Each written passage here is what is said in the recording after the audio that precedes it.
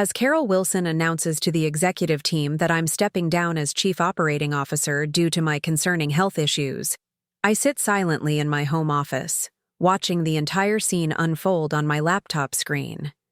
No one in that boardroom knows I've been remotely recording every management meeting for the past 3 months. Before we jump back in, tell us where you're tuning in from, and if this story touches you, make sure you're subscribed, because tomorrow, I've saved something extra special for you. No one realizes that while my mother-in-law delivers her sympathetic speech about my unfortunate condition, I'm drafting an email that will expose years of manipulation and deceit. She thinks her position as Chief Strategy Officer and her 20-year history with Meridian Solutions makes her untouchable. She believes that her carefully manufactured rumors about my deteriorating health will finally push me out of the company that I helped transform from a struggling startup into an industry leader. What she doesn't know is that I've already spoken with CEO George Hampton privately yesterday. What she can't possibly imagine is that I've spent 6 months building an ironclad case documenting every attempt she's made to undermine me since I married her son. As she concludes her announcement with a concerned smile, my finger hovers over the send button. By tomorrow morning, everyone at Meridian Solutions will know exactly who Carol Wilson really is, and more importantly, they'll know that I'm not going anywhere. My morning routine hasn't changed despite everything Carol has set in motion.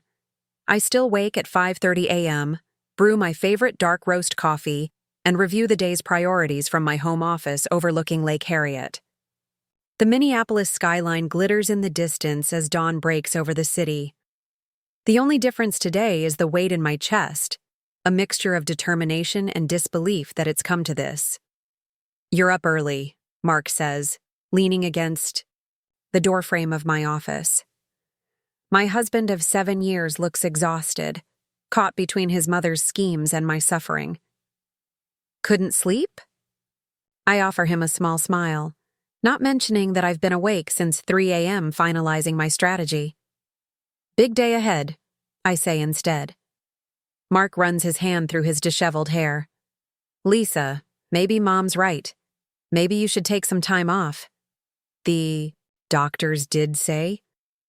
"The doctors said I should manage my stress," I interrupt calmly. "They never suggested I had a condition that would prevent me from working." This is the core of Carol's manipulation, taking the minor anxiety diagnosis I received after my father's death and gradually transforming it through whispers and concerned glances into a debilitating condition that supposedly makes me unfit for leadership. "I know, but..." "Mark," I say gently, "we've talked about this."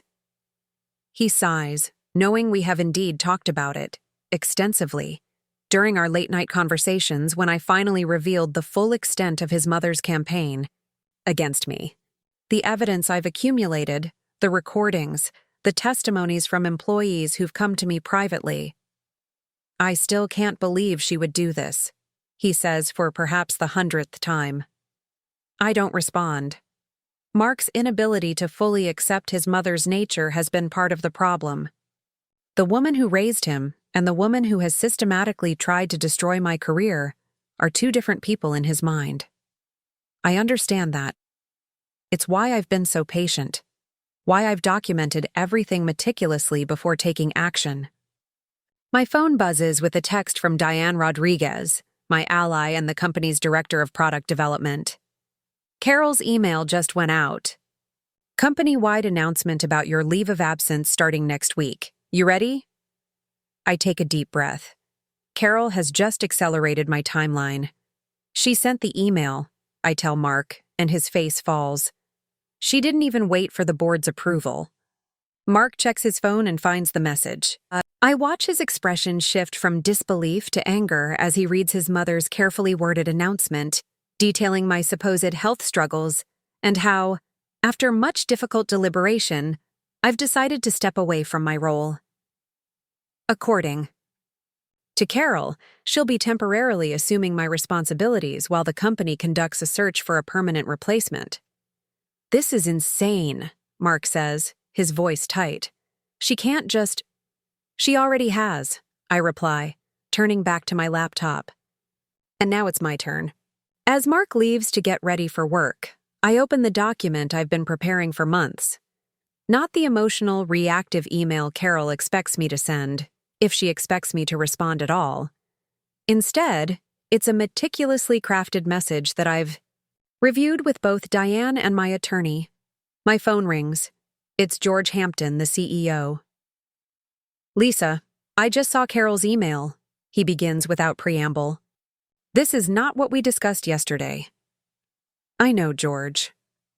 I told her to hold off until we spoke with the board. I told her we needed to address the succession plan properly." "Carol has never been good at waiting when she wants something," I reply, keeping my voice neutral. There's a pause. Then George says, "The response I recommended yesterday, are you still planning to proceed?" "Yes. With one adjustment, it needs to go out immediately." I hear him sigh deeply. "You have my support, Lisa. You know that. But this is going to get messy." "It's already messy, George. I'm just bringing the mess into the light." After we hang up, I make one final review of my email. This isn't just about defending my position or my reputation. It's about exposing a pattern of behavior that has damaged Meridian Solutions and created a toxic environment for multiple employees over years. My finger hovers over the send button as I think back to how it all began, not with a dramatic confrontation, but with small, seemingly insignificant moments that I initially dismissed. 3 years ago, when I first joined Meridian Solutions as Director of Operations, Carol had welcomed me warmly. She had been part of the company since its founding, a trusted advisor to George and respected throughout the organization.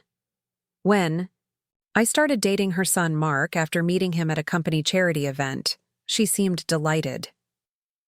The subtle undermining began shortly after our engagement, comments in meetings that slightly misrepresented my statements. Important emails where I was mysteriously left off the thread. Project timelines adjusted without my knowledge. After our wedding, the tactics escalated. Reports I had prepared would be presented to the board with critical data changed. Winks. Members would receive contradictory instructions, supposedly from me. My promotion to COO last year, which came after I led a successful company-wide digital transformation, seemed to be the final straw for Carol. That's when the health rumors began.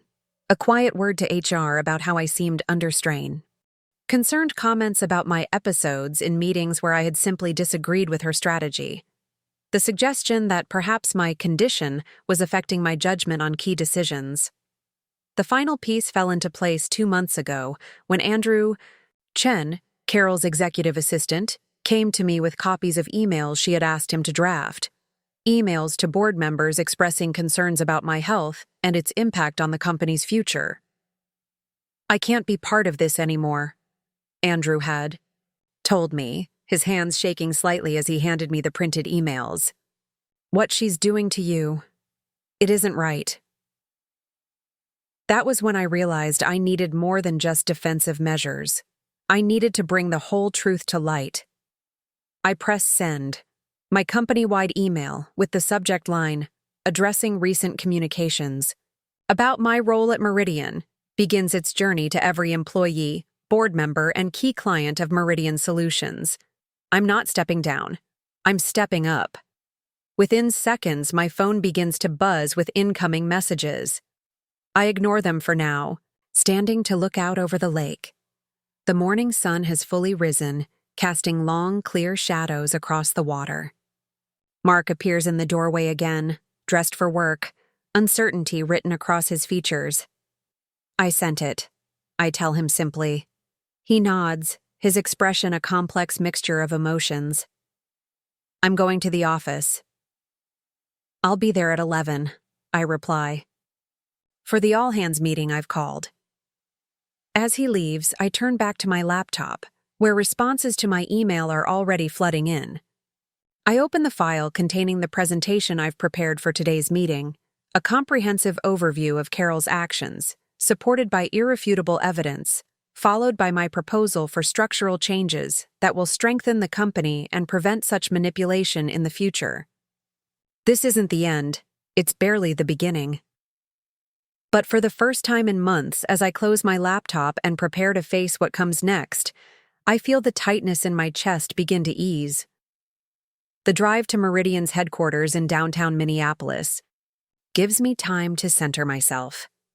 I've prepared for this confrontation meticulously, but I'm not naive about the challenges ahead. Carol has spent years cultivating relationships and building her influence within the company. My email may have set the record straight, but winning hearts and minds will require more than just exposing the truth. When I pull into my reserved parking space, I notice Diane Rodriguez waiting by the entrance.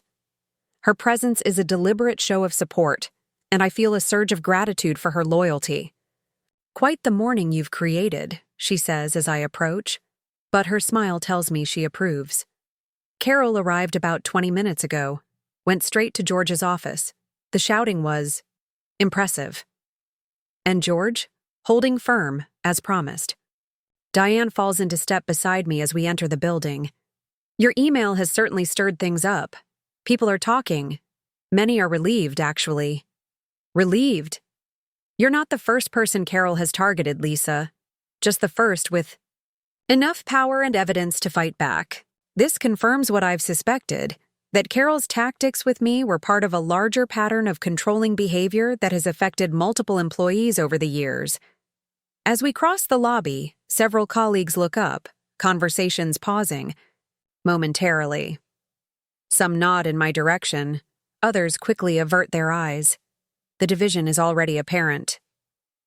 "Second thoughts?" Diane asks quietly as we step into the elevator. I shake my head. Not about sending the email. I'm just concerned about the company.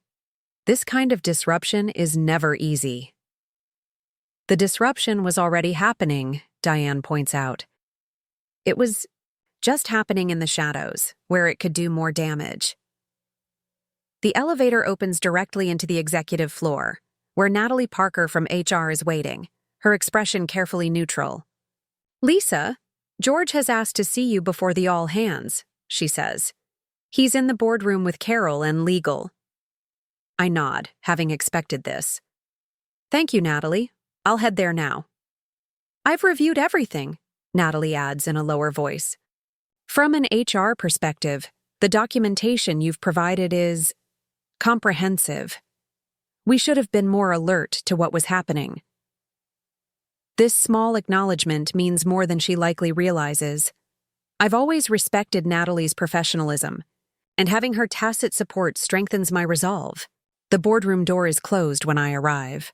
I take a moment to straighten my blazer and check my reflection in the glass wall adjacent to the door. I look composed, professional, not at all like someone suffering from the debilitating health issues Carol has been describing to everyone. I knock once and enter without waiting for a response. Inside, George sits at the head of the table, his normally jovial face serious. To his right is Michael Baxter from legal, reviewing documents spread before him. And there is Carol, standing by the window, her back rigid with anger. She turns when I enter, and the look she gives me is venomous. "Lisa," George begins, his tone formal. "Thank you for coming in early." "Of course," I reply, taking a seat across from Michael. I deliberately choose not to look at Carol again, focusing instead on George. Preparing and narrating this story took us a lot of time, so if you are enjoying it, subscribe to our channel. It means a lot to us.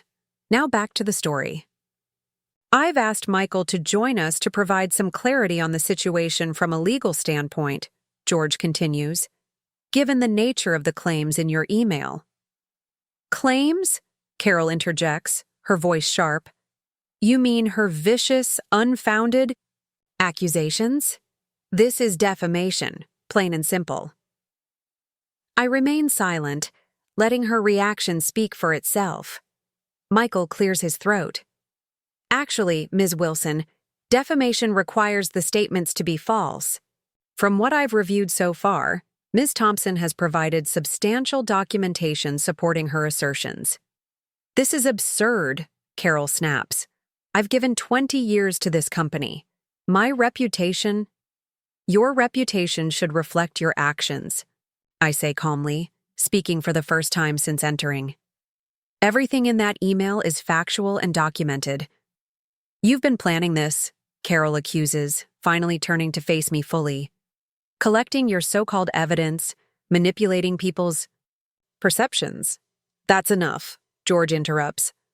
Carol, you sent out an unauthorized announcement claiming Lisa was stepping down due to health issues, after I explicitly told you we needed to discuss this matter further.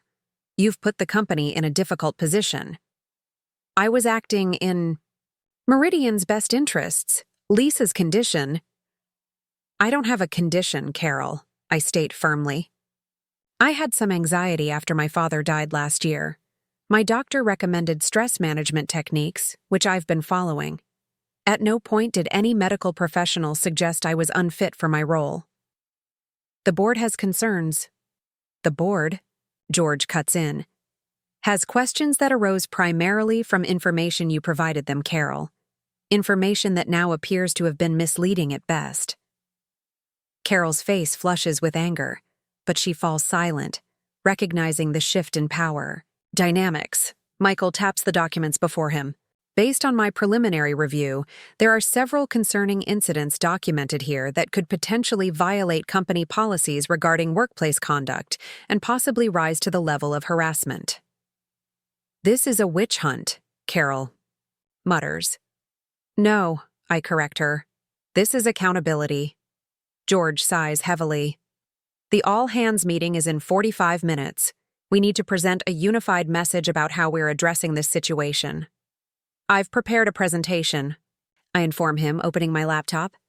It outlines both the issues and my proposed solutions moving forward. Solutions? Carol scoffs. You've just thrown the company into chaos with your accusations, and now you want to propose solutions? I turn to face her directly. My goal has never been to create chaos, Carol. It's been to address the harmful dynamics that you've introduced into this company. The solutions I'm proposing aren't about punishing you. They're about creating better governance and transparency for everyone at Meridian. For the briefest moment, uncertainty flickers across Carol's face. Perhaps for the first time, she's realizing that I'm not simply reacting emotionally as she expected. I've been thinking strategically, several steps ahead. I'd like to see this presentation, George says. As I pull up the slides, I catch a glimpse of Mark through the glass wall, standing in the hallway. Our eyes meet briefly before he turns away, walking toward his office. The pain of his divided loyalties is evident even from a distance, and I feel a momentary pang of regret for the position he's in. But I remind myself that this confrontation became necessary precisely because I've spent too long trying to avoid it for his sake. The next 30 minutes are spent reviewing my presentation with George and Michael. Carol remains largely silent, her initial fury giving way to a cold calculation as she realizes the extent of the documentation I've gathered. By the time we finish, George has agreed to my key proposals: an independent review of the executive, reporting structure, new protocols for major communications, and a third-party assessment of our company culture. What remains unspoken but understood is that Carol's position at Meridian has been fundamentally compromised. As we prepare to head to the main conference room for the all-hands meeting, Carol finally speaks again. This isn't over, she says, quietly, intended for my ears alone. I meet her gaze steadily. You're right, it's just beginning, but not in the way you think. The Evergreen Conference Center, Meridian's largest meeting space, is filled to capacity when we arrive. Employees from every department sit in tense anticipation, while others join remotely via the company's video conferencing system. Conversations hush as George, Carol, and I enter the room. I catch glimpses of various reactions: confusion, curiosity, concern, but also surprising amounts of support in the nods and small smiles directed my way. Diane has positioned herself in the front row, alongside Tanya Collins from my team. Mark sits near the back, his expression unreadable. George takes the podium first, his familiar presence bringing a measure of calm to the room. "Thank you all for joining on such short notice," he begins. "As you're aware, there have been communications this morning regarding our leadership team that require clarification." He continues with a brief diplomatic statement acknowledging both Carol's unauthorized announcement and my response. He emphasizes the company's commitment to transparency and announces the independent review process that we've just agreed upon. Then, surprisingly, he introduces me to speak next, not Carol. As I take my place at the podium, I'm struck by the weight of the moment. This room contains people whose careers and livelihoods are connected to Meridian's success. They deserve more than just the exposure of internal politics. They deserve a path forward. "Good morning," I begin, my voice steady. I want to start by addressing the most immediate concern. I am not stepping down from my position as COO. My health is not an issue that impacts my ability to fulfill my responsibilities to this company and to all of you. I pause, letting this sink in before continuing. Many of you received two very different emails this morning. One painted a picture of me as someone struggling with serious health issues, necessitating my departure. The other, the one I sent, outlined a pattern of behavior that has been damaging not just to me personally, but to our organization as a whole. I deliberately avoid looking at Carol as I continue.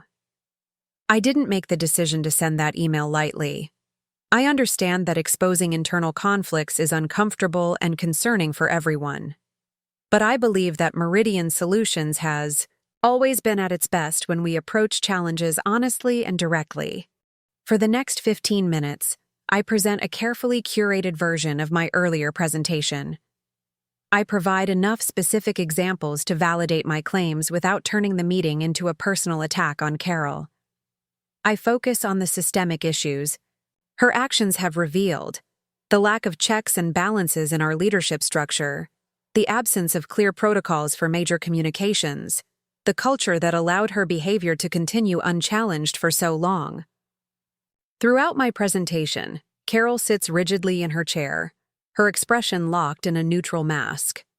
Occasionally, I notice her glancing at board members or key allies in the audience, attempting to gauge their reactions.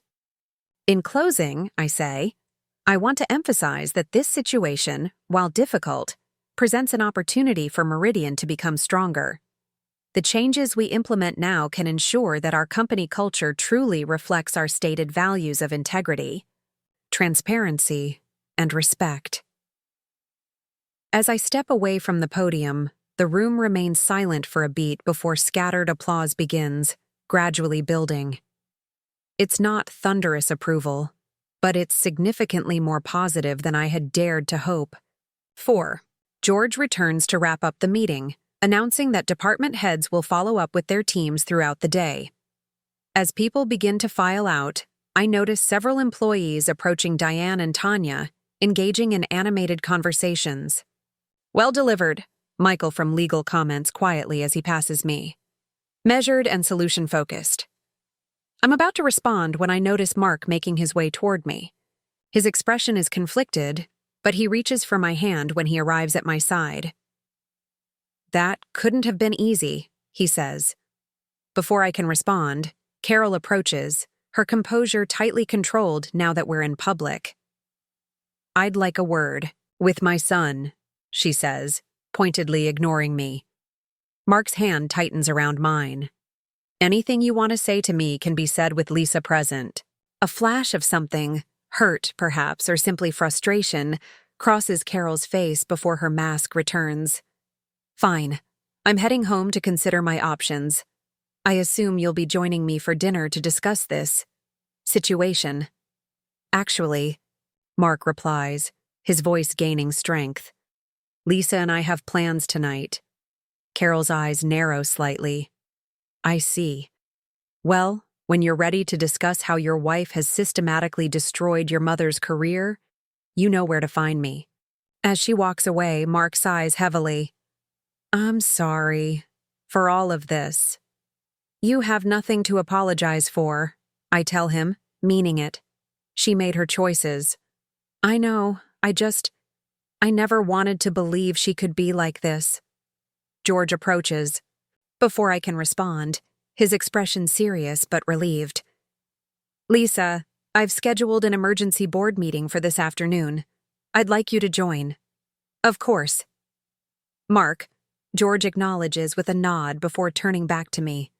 For what it's worth, I think you struck exactly the right tone in there. This won't be easy, but I believe the company will ultimately be stronger for it. As George walks away, I realize that Natalie from HR is waiting to speak with me, a folder, tucked under her arm. Beyond her, I can see a line of people who seem to want a moment of my time, some offering support, others likely having questions or concerns. It's going to be a long day, I murmur to Mark. He squeezes my hand once more, before releasing it. You've got this. I'll see you at home tonight. As he leaves, I straighten my shoulders and turn to Natalie, ready to face whatever comes next. The hardest part, breaking my silence and standing up to Carol's manipulation, is over. Now comes the work of rebuilding and reforming Meridian into the company it has the potential to be. What I don't yet realize is how many others have been waiting for someone to finally challenge Carol's authority. By the end of the day, my inbox will be filled with messages from employees at all levels sharing their own experiences. The company-wide email I sent didn't just save my career, it opened the door to a complete transformation of Meridian Solutions. In the weeks and months that follow, that transformation will sometimes be messy and uncomfortable. Carol will eventually resign rather than accept the diminished role offered to her. Mark will struggle with his mother's sense of betrayal, though he never wavers in his support of me. The independent review will uncover more issues than even I had documented, leading to significant changes in our leadership structure and company policies. But standing here now, in the aftermath of that pivotal all-hands meeting, I already feel a shift in the atmosphere. People are speaking more freely, standing taller. Something that was tightly wound has begun to unravel, making space for something healthier to grow. I take a deep breath and motion for Natalie to join me in my office. One conversation at a time, we'll rebuild this company on a foundation of truth and respect, rather than fear and manipulation. And I'll do it all without sacrificing my integrity, or my health, regardless of what rumors might have claimed. The next morning, I arrive at the office earlier than usual. It's barely 7:00 a.m., but I need time to prepare before the inevitable storm hits. The building is quiet, most of the lights still off, giving me a rare moment of peace to organize my thoughts. I've spent the night reviewing every document, every recording, every piece of evidence I've collected over the past 6 months. Everything is now stored in 3 separate locations: my secure cloud drive, an encrypted hard drive in my home safe, and copies with my attorney. Carol might be a master manipulator, but I've learned to be thorough. The soft ping of the elevator announces another early arrival. I tense slightly until Diane Rodriguez appears at my office door, 2 coffee cups in hand. "Thought you might need reinforcements," she says, placing 1 cup on my desk. The rich aroma of dark roast with a hint of cinnamon, my favorite from North Star Cafe, fills the room. "You're a lifesaver," I say gratefully, taking a sip. "How bad is it out there?" Diane settles into the chair across from me. Social media is relatively quiet, but internal messaging channels were buzzing. Until late last night. Your email caused quite the stir. Good stir or bad stir? Mixed, she admits. Carol has her loyalists. But there's also a surprising amount of support for you. People coming forward with their own stories about her tactics. I nod, having anticipated this divided response. And Mark? Have you heard anything? Diane's expression softens.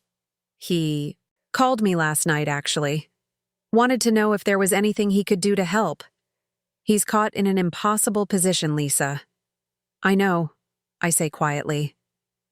I've been careful to keep Mark separated from this conflict as much as possible, aware of how painful it is for him to see the discord between his mother and his wife. But Carol's latest move left me no choice but to act decisively. My phone buzzes with a message from Natalie in HR. Carol just arrived, went straight to her office, looks determined. Security has been briefed to monitor the situation discreetly. She's here, I tell Diane, showing her the message. Diane raises an eyebrow.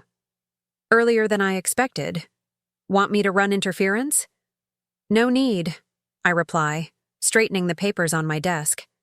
Let's see what move she makes next. I don't have to wait long. Less than 20 minutes later, my phone lights up with notifications. Multiple employees are messaging me about an email Carol has just sent to the entire executive team and board of directors, but notably, not to me. Andrew Chen, Carol's assistant who had previously helped me by sharing her drafted emails, forwards me the message with a simple note. Thought you should see this. I'm sorry. Carol's email is masterfully crafted. I have to give her that. In it, she expresses deep concern about my troubling behavior and increasingly erratic decision-making. She references confidential medical information that she cannot share out of respect for my privacy, but which supposedly validates her fears about my fitness for leadership.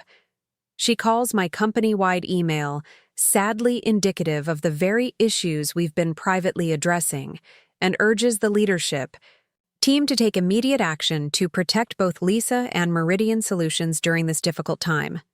It's a perfect example of weaponized compassion, appearing to care while simultaneously undermining me. She's good, Diane mutters, reading over my shoulder. Makes herself sound like she's only looking out for your well-being. She's had years of practice, I reply, feeling oddly calm. This response is exactly what I predicted. Notice how she's careful not to make any specific claims about my health that could be disproven. It's all vague concern and innuendo. My phone rings. It's George. I just saw Carol's email, he says when I answer. Are you all right? I'm fine, George.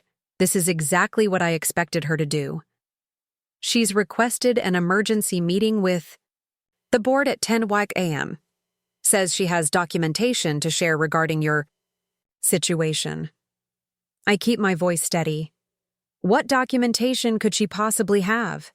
My medical records are private, and there's nothing in them that would support her claims anyway. I don't know, George admits, but some board members are concerned. Henderson and Watkins in particular. James Henderson and Elaine Watkins, two of the oldest board members and longtime allies of Carol. No surprise there. I want to attend this meeting, I state firmly. That's why I'm calling. I think you should be there. In fact, I think you should present first. This catches me by surprise. Present what? Everything, Lisa. All the evidence you've gathered. The recordings, the emails, the timeline. The board needs to see the full picture before Carol spins. Her narrative. I consider this for a moment. I had planned to release my evidence gradually, in measured responses to Carol's moves. But perhaps a preemptive strike makes more sense now. I'll be ready, I promise. After hanging up, I turn to Diane. I need your help preparing a comprehensive presentation for the board. We have less than 3 hours. She's already pulling out her laptop. I'll call Tanya and Andrew too. Between the 4 of us, we can organize everything. By 9:30 a.m., our team has assembled in a small conference room away from the main office areas. The presentation we've created is devastating in its thoroughness, a meticulous chronicle of Carol's systematic campaign against me, supported by timestamps, screenshots, recordings, and testimonials from colleagues who've agreed to come forward. Tanya, who's been with me since I joined Meridian, looks up from her laptop with concern. This is going to cause an earthquake in the company. Are you sure you're ready for the aftershocks? No, I admit. But I'm less ready to let Carol continue destroying what we've all worked so hard to build.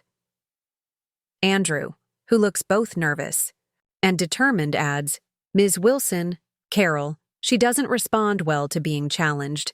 This will make her… dangerous, Diane finishes for him. More dangerous than she already is. I nod, appreciating their concern. That's why this needs to be irrefutable. Not emotional, not retaliatory. Just facts, presented clearly. At 9:50 a.m., we make our way to the boardroom. Carol is already there, engaged in quiet conversation with Henderson and Watkins. She falters momentarily when she sees me enter with my team, clearly not having expected my presence. Her recovery is swift, her smile tight as she nods in my direction. Lisa, I didn't think you'd be joining us given your condition. My condition is excellent, Carol. Thank you for your concern, I reply pleasantly, taking a seat directly across from her. I wouldn't miss this meeting for the world. George arrives last, his expression grave as he takes his position at the head of the table. The rest of the board members file in, along with Michael from legal and Natalie from HR. The tension in the room is palpable. Before we begin, George announces, I want to clarify that this is not a trial or a formal hearing. This is an informational meeting to address serious concerns that have been raised about our executive leadership dynamics. We will hear presentations from both Carol Wilson and Lisa Thompson, after which the board will deliberate on appropriate next steps. Carol shifts slightly, clearly not having anticipated a structured format with equal time for both of us. She had likely expected to control the narrative from the outset. Given the nature of Lisa's email yesterday, George continues, I believe it's appropriate for her to present first, to provide context for the situation we find ourselves in. Carol starts to object, but Henderson places a restraining hand on her arm, murmuring something that causes her to reluctantly sit back. I stand and connect my laptop to the presentation system.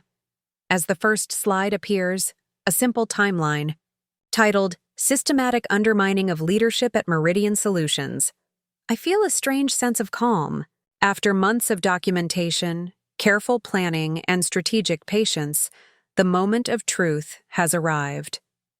Thank you for convening this meeting, I begin. What I'm about to present may be difficult for some of you to hear, but it's essential information for the future of our company. For the next 40 minutes, I methodically walk the board through my evidence.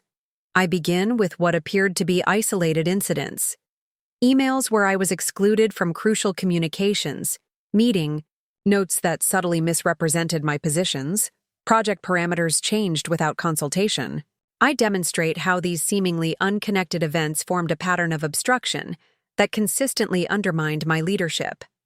Then I move to the health rumors, showing the progression from Carol's initial expressions of concern about my stress levels following my father's death, to her increasingly alarming statements to colleagues and board members about my supposed mental and physical deterioration.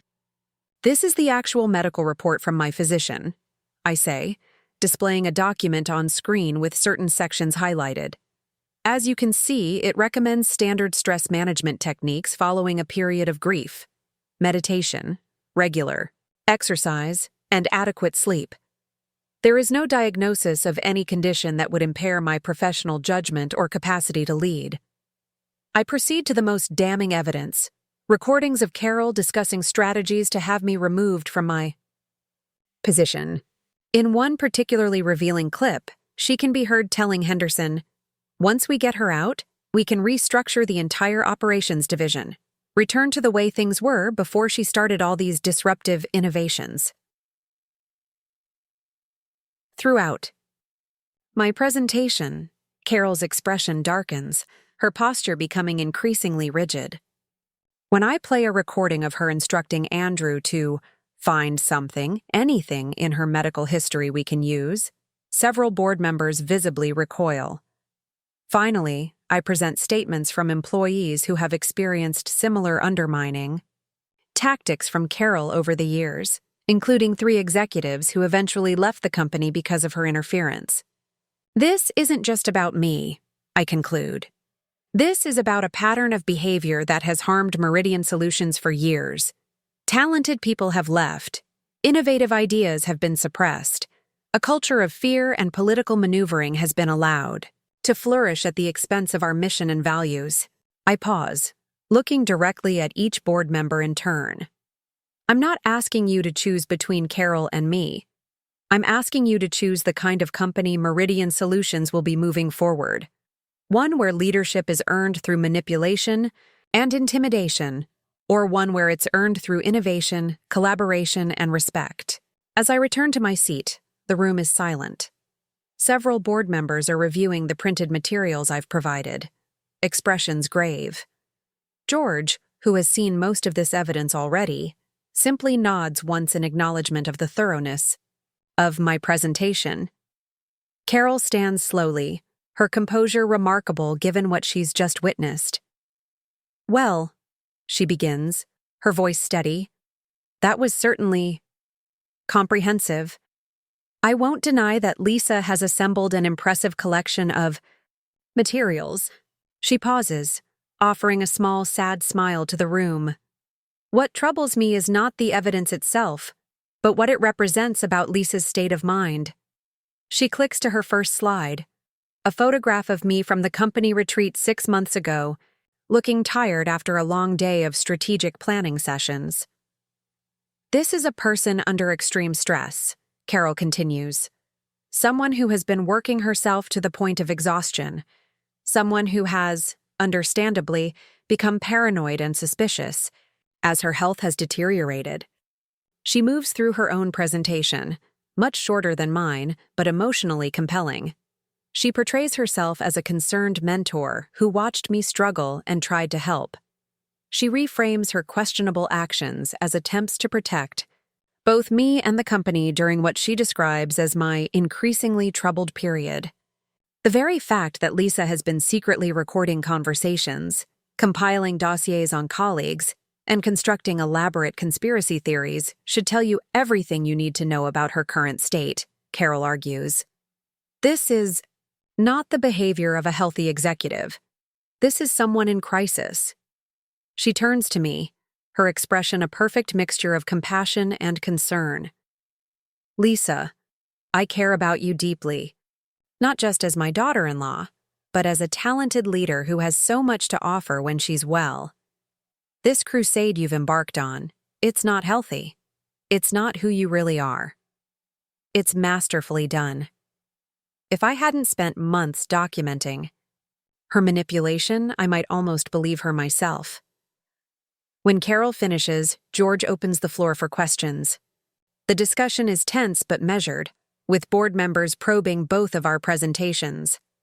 Henderson and Watkins predictably support Carol's narrative, while others seem genuinely torn about what to believe. Then, Elaine Watkins asks the question, "I've been waiting for, Lisa, if things were as bad as you claim, why wait so long to bring this to our attention?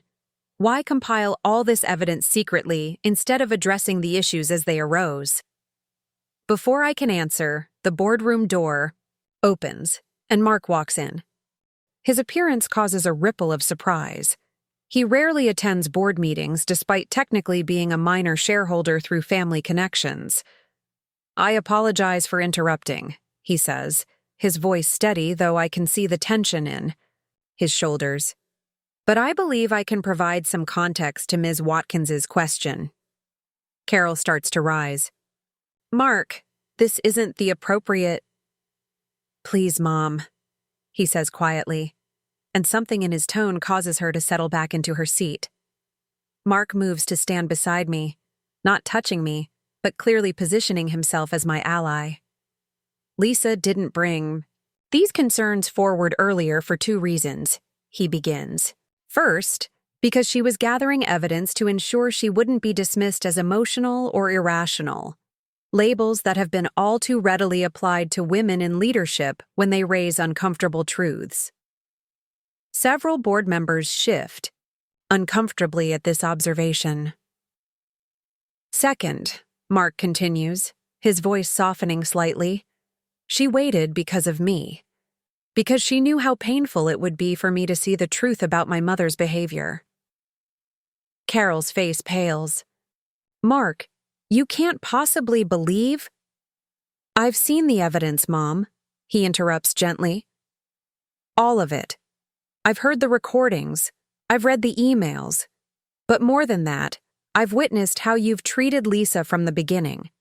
The subtle digs, the backhanded compliments, the way you undermine her at family gatherings just as systematically as you do in the office. He turns to address the board directly. I love my mother, and I always will. But what she's done here isn't just wrong. It's destructive to this company and everyone who works in it, including herself.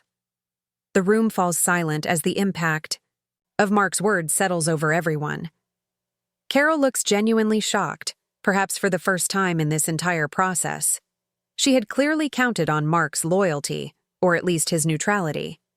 I think, George says finally, breaking the tension, that the board needs time to deliberate privately. Lisa, Carol, if you would give us the room, please. As we file out, Carol attempts to speak to Mark, but he shakes his head slightly, indicating now is not the time. In the hallway, she turns to me, her composure cracking for the first time. You've turned my own son against me, she hisses, voice low enough that only I can hear. Was that your plan all along? To isolate me? Completely? You did this, Carol, I reply quietly. Not me. I simply stopped hiding the truth. This isn't over, she warns before stalking away toward her office. Mark and I find a quiet corner of the executive lounge to wait. For several minutes, neither of us speaks. Then he reaches for my hand, his grip tight. I didn't know you were going to do that, I say finally. Neither did I, until I heard Mom's email had gone out this morning. He runs his free hand through his hair, a gesture of stress I've come to know well. I couldn't let her keep twisting. Everything. Making you look like the unstable one. Not when I've seen the toll all this has taken on you. I lean against his shoulder, suddenly exhausted as the adrenaline of the confrontation begins to fade. Whatever happens in there, thank you for standing up for the truth. I know how hard that was. He nods, unable to fully articulate his feelings. We sit in silence until Natalie appears, informing us that the board is ready for us to return. Back in the boardroom, the atmosphere has shifted. The board members look somber but resolved. Carol is already seated, her expression carefully neutral once more. George clears his throat. After reviewing all the evidence and testimony presented, today, the board has reached several preliminary decisions, subject to legal review and formal ratification. He looks at Carol. Carol, in light of the documented pattern of behavior that runs counter to our company values and policies, we are placing you on administrative leave, effective immediately, pending a full investigation by an independent third party. Carol's hands clench on the table, but she remains silent. Lisa, George continues, turning to me, the board recognizes that you have been operating under extraordinarily difficult circumstances. We acknowledge that your actions in documenting these issues were taken in the best interest of the company, though we would have preferred earlier notification through official channels. I nod, accepting this gentle rebuke. They're not wrong. In an ideal world, I would have come forward sooner. But the reality of power dynamics in the workplace is rarely ideal, especially for women facing established figures like Carol. Moving forward, George announces, the board has approved the formation of an ethics and governance committee to review our leadership structures and communication protocols. We will also be engaging an organizational development consultant to assess our company culture and recommend improvements. He pauses, looking between Carol and me. This situation has revealed significant flaws in how we operate as an executive team. That stops today. As the meeting concludes, I feel a complex mixture of emotions, Relief that the truth is finally out, sadness for the pain this has caused Mark, concern about the disruption to the company, and determination to help. Meridian heal and grow stronger from this experience. Outside the boardroom, employees are trying to appear busy while obviously watching for clues about what transpired. News travels fast in corporate environments, and everyone knows something momentous has occurred. Diane approaches, her expression questioning. "Well, Carol's on administrative leave," I say quietly. "There will be an independent investigation." She exhales slowly. "And you?" "Still co-o, with a mandate to help fix the culture that allowed this to happen in the first place." As we walk back toward my office, I see Andrew clearing items from his desk, looking uncertain about his future now that Carol has been suspended. "Andrew?" I call, detouring toward him. "Do you have a moment?" He looks up nervously. "Ms. Thompson, I understand if you want me reassigned, given my position, with Ms. Wilson. Actually," I interrupt gently, "I wanted to thank you for your courage in coming forward. That couldn't have been easy." He blinks in surprise. "It wasn't, but it was the right thing to do." I agree, and that's exactly the kind of integrity we need more of around here. I pause, considering something I hadn't planned. "How would you feel about joining the new Ethics and Governance Committee as a staff representative? We need perspectives from all levels of the organization." The transformation in his expression, from fear to cautious hope, reinforces my belief that Meridian can become something better than it has been. "I'd be honored," he says. By late afternoon, the official announcement of Carol's administrative leave has been distributed company-wide, along with a carefully worded statement about Meridian's commitment to a healthy workplace culture. George has handled the communications masterfully, neither vilifying Carol nor dismissing the seriousness of what has occurred. In my office, I'm reviewing preliminary proposals from organizational consultants when Mark appears in the doorway. He looks exhausted but somehow lighter, as if a burden has been set down. "Mom's gone home," he says, entering and closing the door behind him. "She's not in a good place." I set aside my work. "I'm sorry, Mark, truly." He shakes his head. "Don't be. This needed to happen. He sighs heavily. It's hard to reconcile the mother I thought I knew with the person in those recordings. I stand and move around my desk to embrace him. People are complicated. She can be both. The mother who loves you and the executive who did these things, one doesn't erase the other. He holds me tightly for a moment before pulling back to look at me. "How are you so calm about all this? After everything she did?" I consider this question carefully. Because this was never about punishing Carol. It was about protecting myself and Meridian. Now that that's happening, I don't need to carry all that anger anymore. Later that evening, as we drive home along the shore of Lake Harriet, the setting sun casts long shadows across the water. Mark is quiet, processing the day's events while I find myself mentally mapping out the work ahead, the cultural assessment, the policy reviews, the healing conversations that will need to happen throughout the organization. "It's not going to be easy," Mark says suddenly, as if reading my thoughts. "Rebuilding after all this." "No," I agree, watching the golden light play across the lake's surface.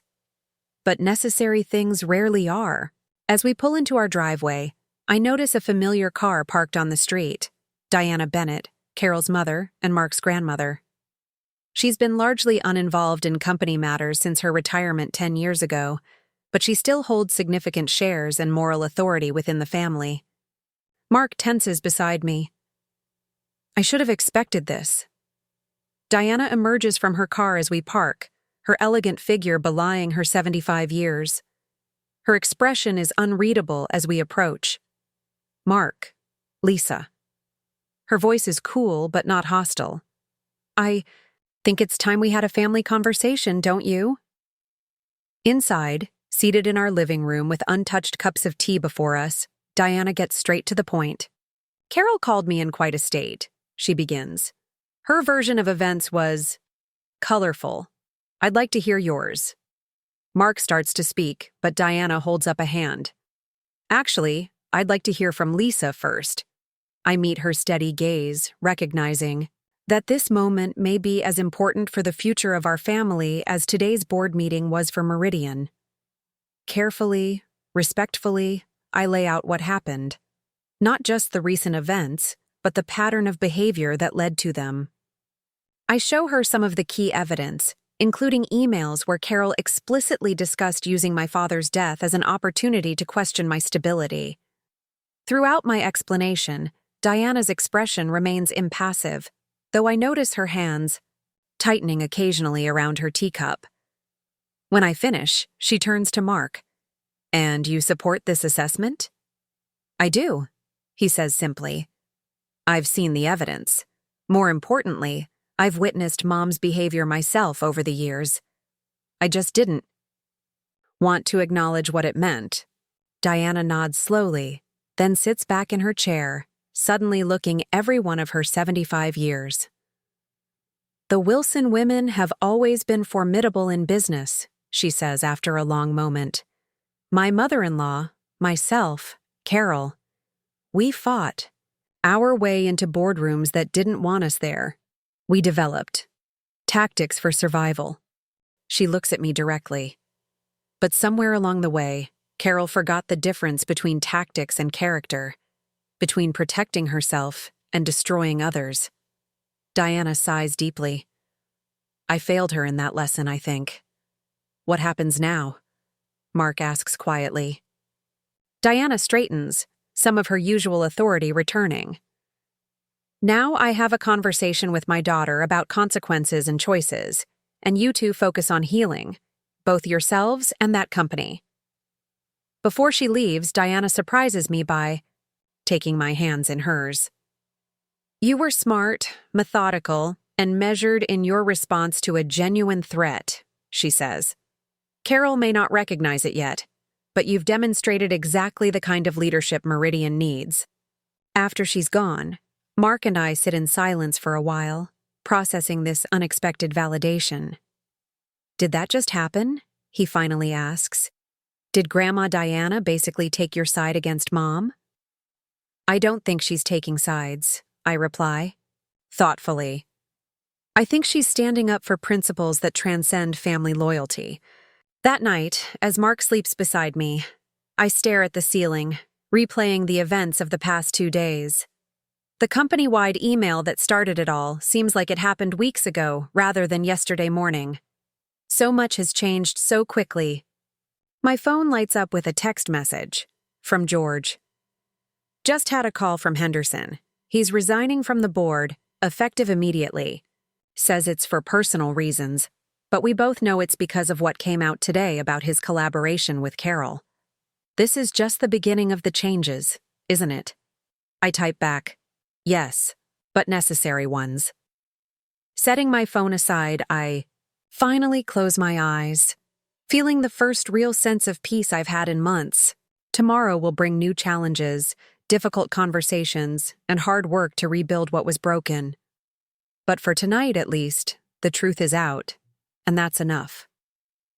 The morning light filters through the blinds of my office as I review the draft of Meridian's new ethical governance framework. It's been 3 weeks since the board meeting that changed everything, and the company is still finding its equilibrium. I take a sip of my coffee, noting the relative quiet of the executive floor. Carol's office across the hall remains empty. The nameplate removed last Friday after the independent investigation confirmed every allegation I'd brought forward, and uncovered several more I hadn't known about. My phone chimes with a message from Natalie in HR. The organizational assessment report just arrived. Want to review together at 10? I respond with a quick affirmative, then turn back to my computer. My inbox is overflowing as usual, but it's different now, filled with project updates, collaboration requests, and ideas from employees who previously remained silent. Without Carol's shadow looming over everything, people are finding their voices. A soft knock at my door interrupts my thoughts. Andrew stands there, holding a folder and looking considerably more confident than he did 3 weeks ago. The ethics. Committee finished reviewing the communication protocols, he says, entering when I wave him in. We have some recommendations we think will prevent the kind of information manipulation that happened before. I accept the folder with a smile. That was fast. I'm impressed. Andrew takes a seat across from me. People are motivated. There's this feeling throughout the company that we have a real opportunity to fix things that have been broken for a long time. And how are you doing? I ask. It can't be easy transitioning from Carol's assistant to this new role. He considers this for a moment. Actually, it's been liberating. I spent 3 years managing her schedule, crafting her emails, watching her undermine people, including you, and feeling powerless to do anything about it. He straightens slightly. Now I'm helping build safeguards to make sure it never happens again. It feels right. After Andrew leaves, I walk to the window, looking out at the Minneapolis skyline. 3 weeks ago, I couldn't imagine being here. Like this, still in my position, implementing positive changes, watching the company culture begin to heal. I expected either to be forced out by Carol's machinations or to win my position back, but face ongoing resistance and resentment. Instead, something unexpected happened. Transparency created space for transformation. Once the truth was out, people throughout Meridian seemed ready, eager even, to embrace a different way of working together. My phone buzzes again. Mark, checking in as he does every morning. Meeting with Grandma Diana went well. She's fully on board with the restructuring. Plan dinner tonight? I smile at his message. Mark has been remarkable throughout this transition, balancing his personal hurt over his mother's actions with his commitment to Meridian's future.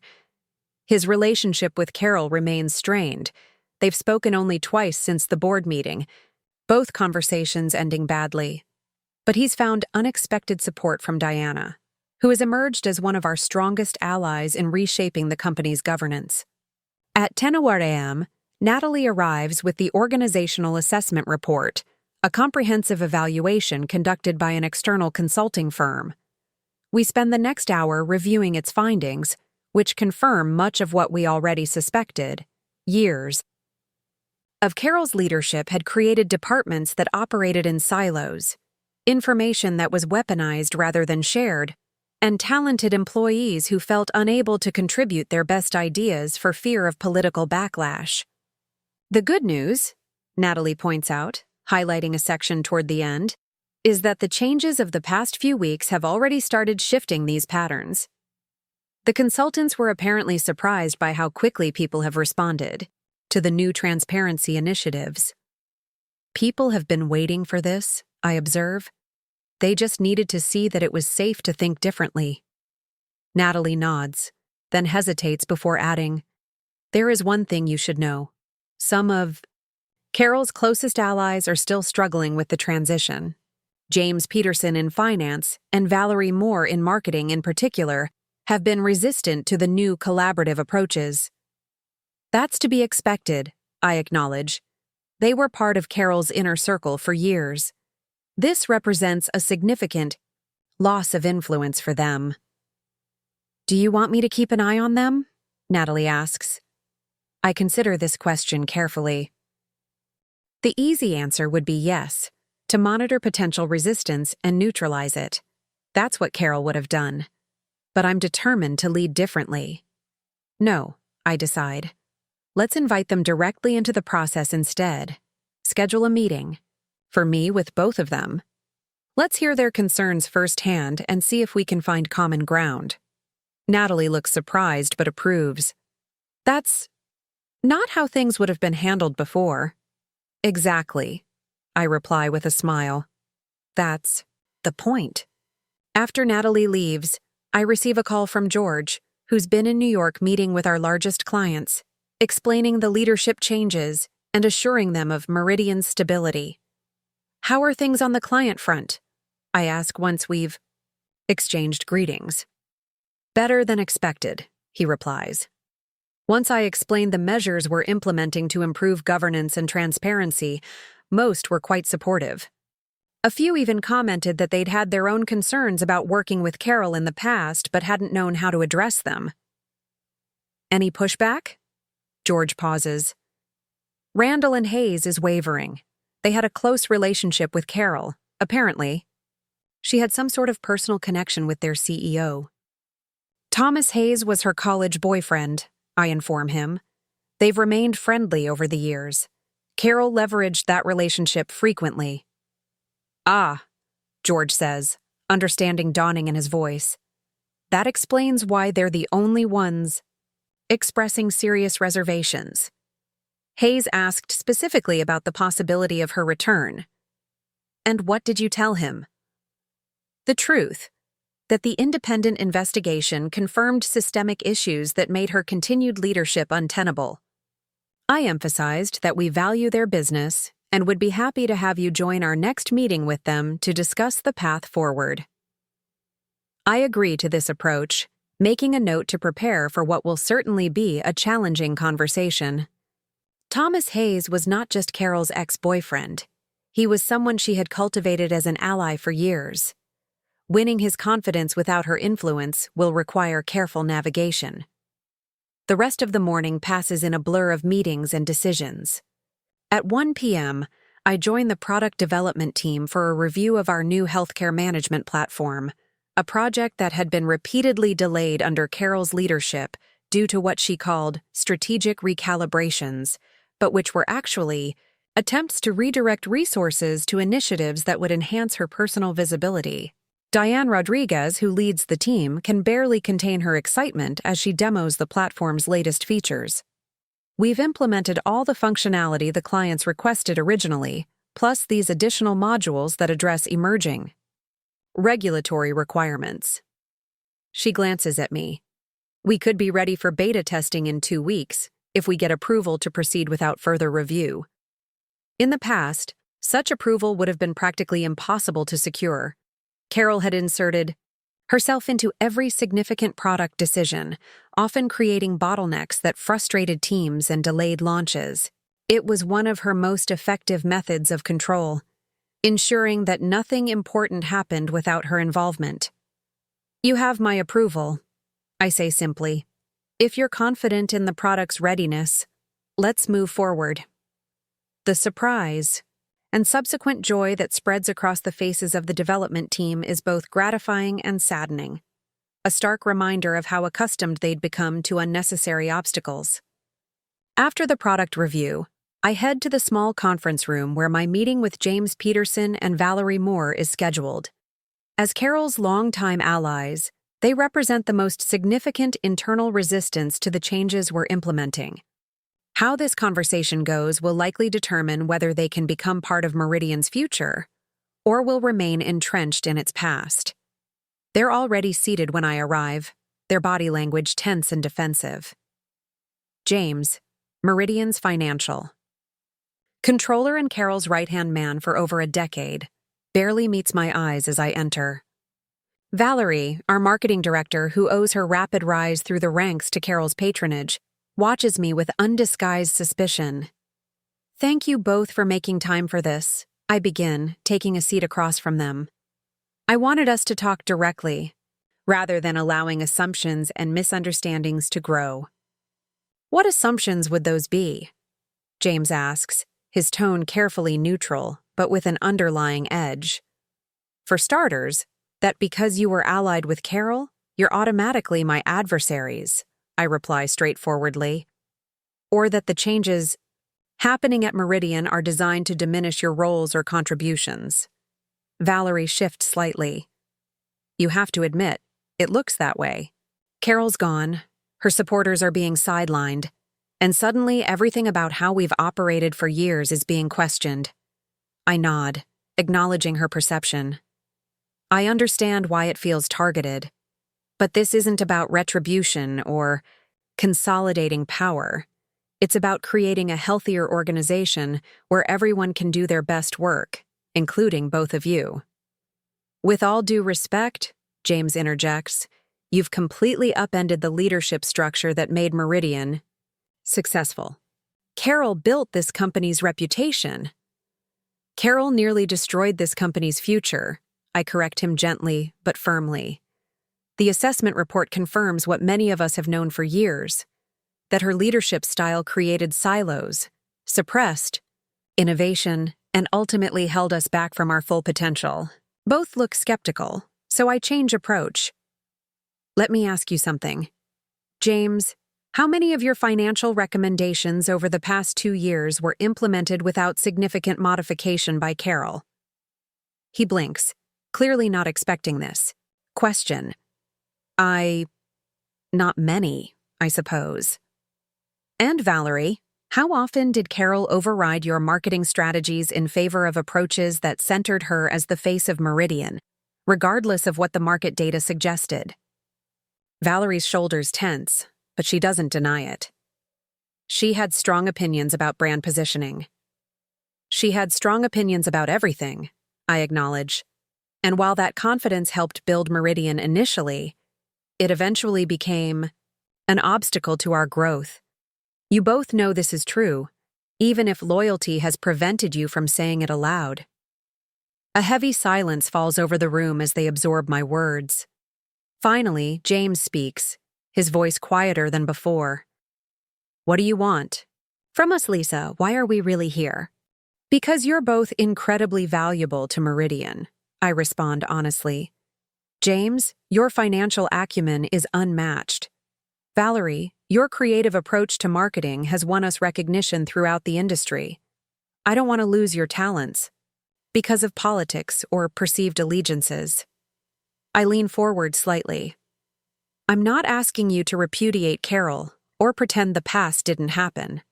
I'm inviting you to be part of shaping Meridian's future, a future where your expertise is truly valued and your input isn't filtered through someone else's agenda. Valerie studies me for a long moment. And if we're not interested in this invitation, then that's your choice, and I'll respect it, I reply. But before you decide, I'd ask that you review the new departmental structure being proposed, where both finance and marketing would have greater autonomy and direct input into strategic planning. I slide folders across the table to each of them. Just consider the possibilities. As they leave, neither has committed to anything, but I notice a shift in their demeanor, a thoughtfulness that wasn't there before. It's a small opening, but sometimes that's all you need to begin changing entrenched perspectives. My afternoon concludes with a video call with Thomas Hayes, CEO of Randall & Hayes and Carol's longtime friend. George joins me for this conversation, which proves every bit as challenging as anticipated. I've known Carol Wilson for 30 years, Hayes begins without preamble. She's one of the most capable executives I've ever worked with. These allegations against her seem convenient for certain parties. His gaze through the screen makes it clear who he believes those certain parties to be. Rather than becoming defensive, I respond calmly. I understand your loyalty to Carol, Mr. Hayes. Personal relationships in business are important. But so is accountability. Accountability for what exactly? He challenges. Trying to protect her company from instability? Being concerned about leadership continuity when a key executive shows signs of health issues. Mr. Hayes, I reply, I appreciate that Carol has presented her version of events to you. That's her prerogative. But the independent investigation conducted by Marshall & Reed, a firm, I should note, with an impeccable reputation for objectivity, confirmed systematic attempts to undermine not just me, but multiple executives over a period of years through manipulation of information and abuse of authority. I pause to let this sink in before continuing. I'd be happy to share the full report with you, subject to appropriate confidentiality agreements. I believe in transparency, even when it's uncomfortable. Hayes seems taken aback by this offer, clearly not having expected such directness. That won't be necessary. I'm more concerned about how these changes will affect the services Meridian provides to my company. From there, the conversation shifts to more practical matters.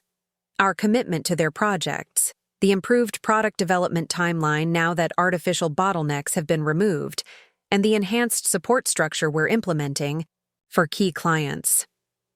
By the call's end, Hayes has not explicitly withdrawn his concerns, but his tone has moderated considerably. "Keep us updated on these changes," he says finally. "We'll be watching how things develop." After the call, George gives me an impressed nod. "You handled that perfectly." Offering to show him the investigation report was a masterstroke, called his bluff without being confrontational. "Transparency works both ways," I reply. "If we're building a company on clearer communication and accountability, we need to model that in all our interactions." As the workday winds down, I receive an unexpected visit from Diana Wilson. Carol's mother rarely comes to the Meridian offices since her retirement, making her appearance particularly noteworthy. "Do you have a moment?" she asks from my doorway, elegant as always in a tailored suit that belies her 75 years. "Of course," I reply, gesturing to the chairs by the small conference table rather than maintaining the formality of my desk. Diana settles across from me, her posture perfect, her expression thoughtful. "I've been reviewing the proposals for restructuring Meridian's board governance," she begins. "They're impressive, bold, but not reckless." "Thank you," I respond, somewhat surprised by this opening. "We wanted to address the fundamental issues while preserving what works well." She nods slowly. "I spoke with Carol yesterday." This catches my attention. Diana has been careful to keep her conversations with her daughter private, respecting the complexity of the situation while still supporting the changes at Meridian. "She's filed a wrongful termination lawsuit," Diana continues, watching my reaction carefully. "Her attorneys will deliver the paperwork tomorrow." I absorb this news with a calmness that surprises even me. In truth, I had been expecting something like this. Carol isn't someone who accepts defeat gracefully. "I'm sorry to hear that," I say sincerely. "Not just for Meridian, but for your family.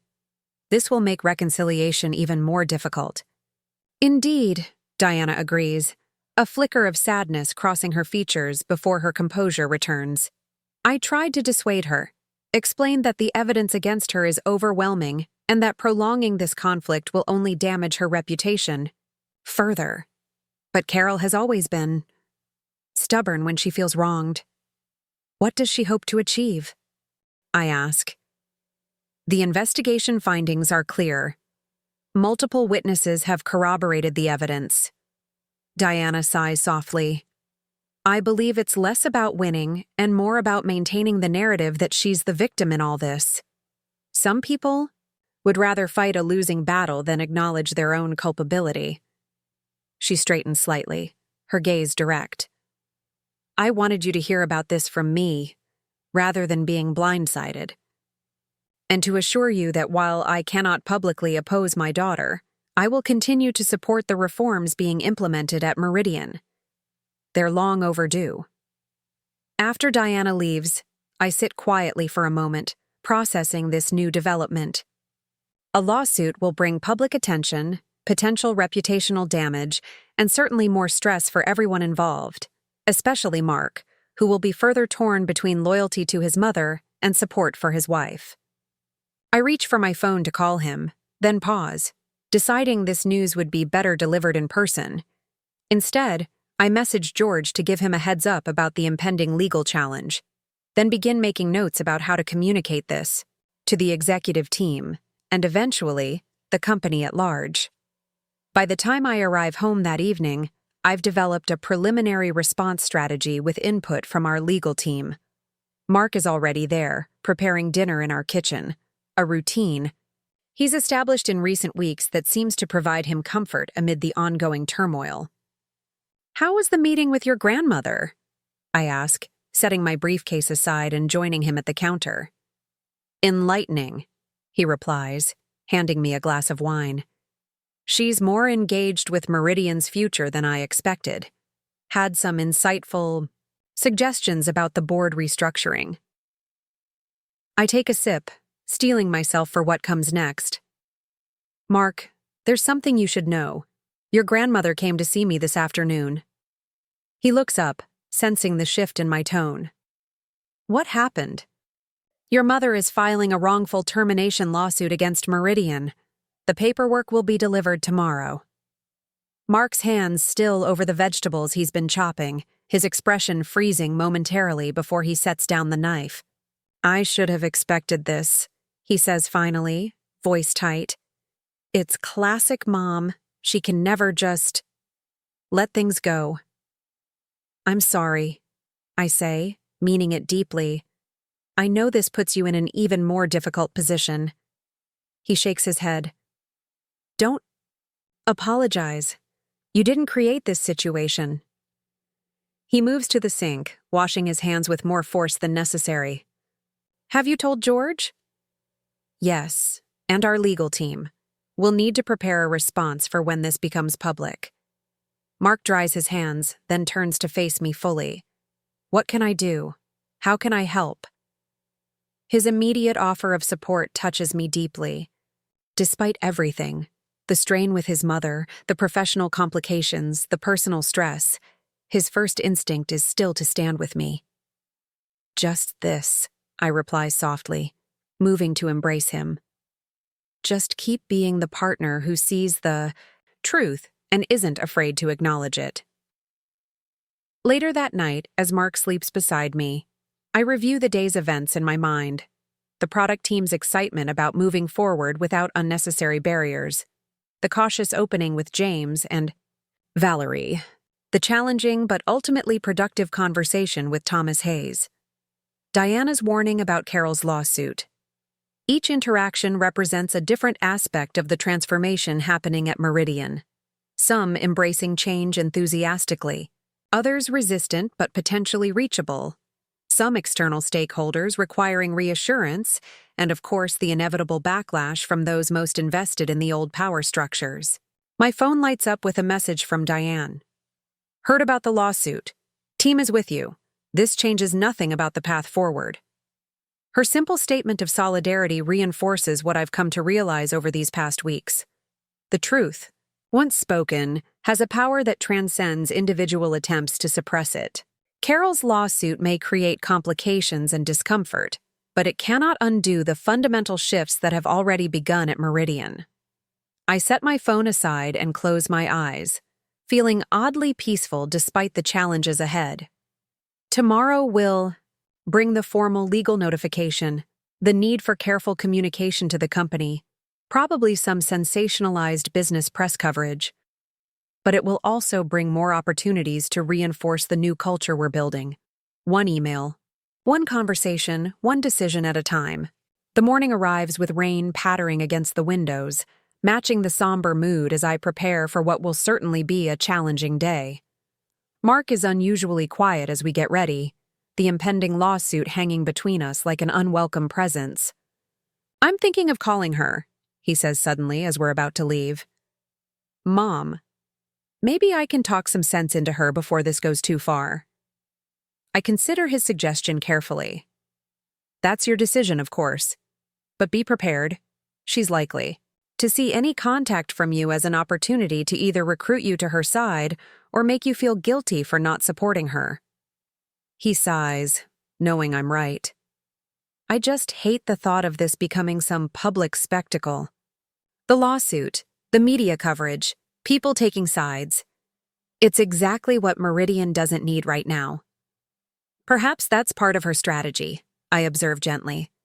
To create enough chaos that the board reconsiders their decision, deciding that having her back would be less damaging than prolonged public conflict. Mark's expression hardens slightly. Then she doesn't know the board as well as she thinks. They won't reverse course over something like this. Not after everything that's come to light. We drive to work separately, Mark heading to the technology division he leads, which is located in Meridian's secondary office across town, while I drive to headquarters. The rain intensifies as I navigate the morning traffic, a fitting backdrop for the storm about to break. George is waiting in my office when I arrive, his expression grave. "The papers were delivered to reception 15 minutes ago," he informs me without preamble.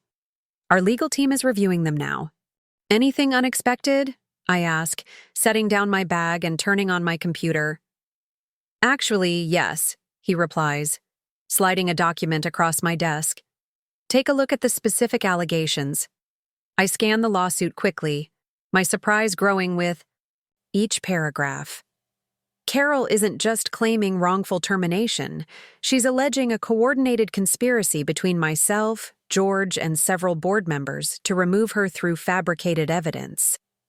The document describes me as a manipulative newcomer who orchestrated a sophisticated deception to advance my own career at her expense. "This is creative," I comment, looking up at George. "She's essentially accusing us of doing exactly what she did."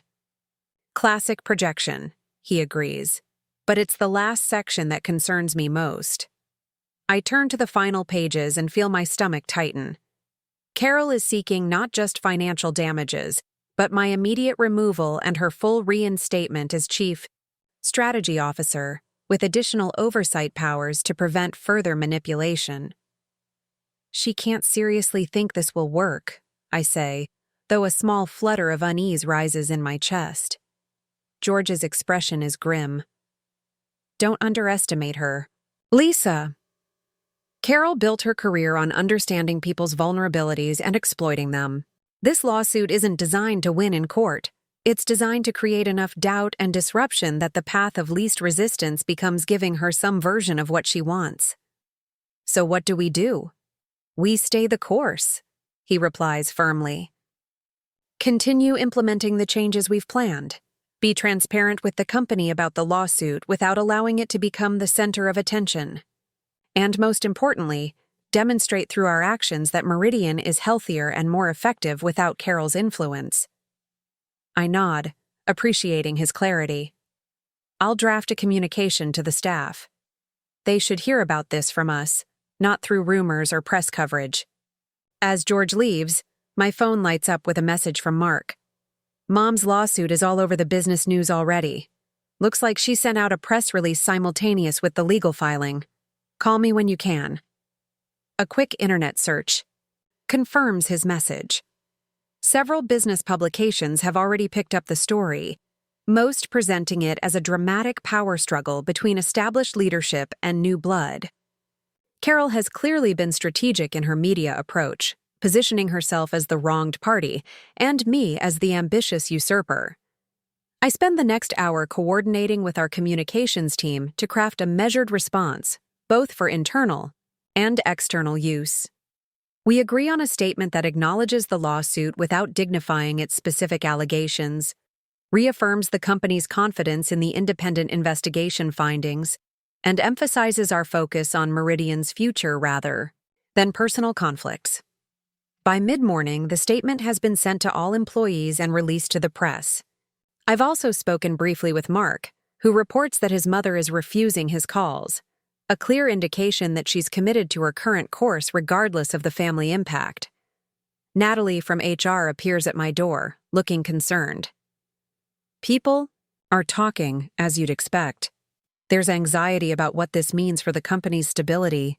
"That's understandable," I reply. "Let's schedule department check-ins throughout the day. Give everyone a chance to ask questions and express concerns directly rather than letting speculation flourish." As we're discussing logistics for these sessions, Andrew knocks on my door, his expression unusually animated. "You need to see this," he says, entering when I wave him in.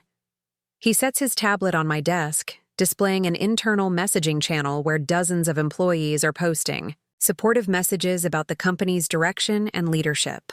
The comments range from simple statements of support to more detailed observations about positive changes noticed since Carol's departure.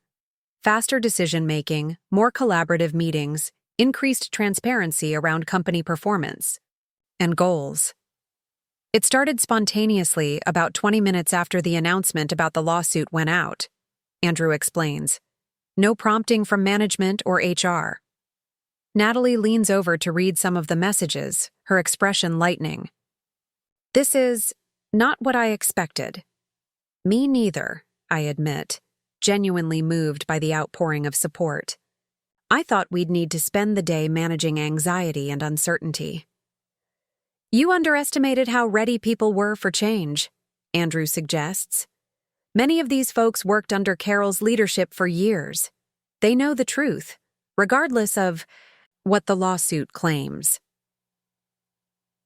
This unexpected show of solidarity strengthens my resolve as I prepare for the afternoon's challenges. A call with nervous investors, a briefing with our expanded legal team, and a strategy session with George and the board chairman to ensure we remain focused on Meridian's transformation despite this new distraction. As I head to the first of these meetings, I pass Carol's former office. The space has remained vacant since her departure, a silent reminder of both what was and what could be. Looking at it now, I make a mental note to discuss repurposing the key area, perhaps as a collaborative workspace where teams can meet across departmental lines, symbolizing the more integrated approach we're fostering. The empty office serves as a fitting metaphor for the situation we find ourselves in. Carol's absence has created space, uncomfortable at first, but increasingly filled with new possibilities and healthier connections. Her lawsuit may represent an attempt to reclaim that space, to reassert control over a narrative that has slipped from her grasp.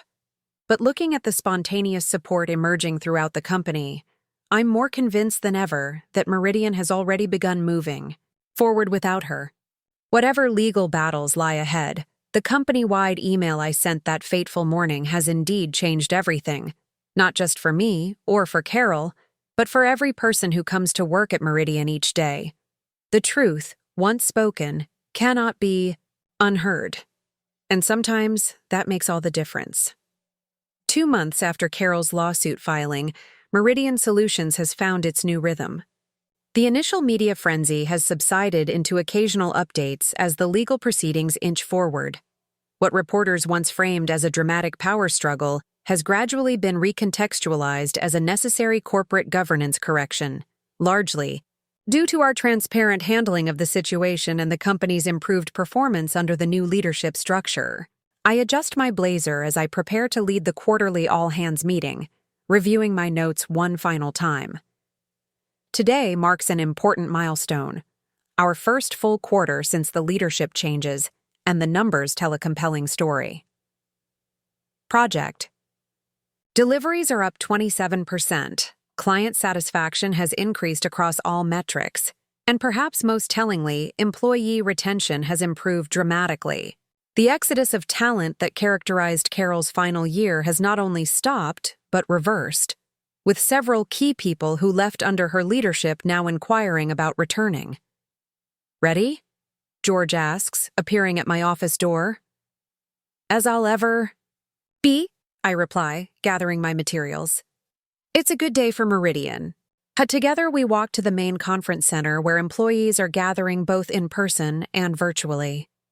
The energy in the room feels different than it did during Carol's tenure. Less tense, more collaborative. People are talking across departmental lines, sharing ideas rather than guarding information as currency in the corporate power game she fostered. As the meeting begins, I take a moment to look around at the faces before me. Some, like Diane and Tanya, have been allies from the beginning.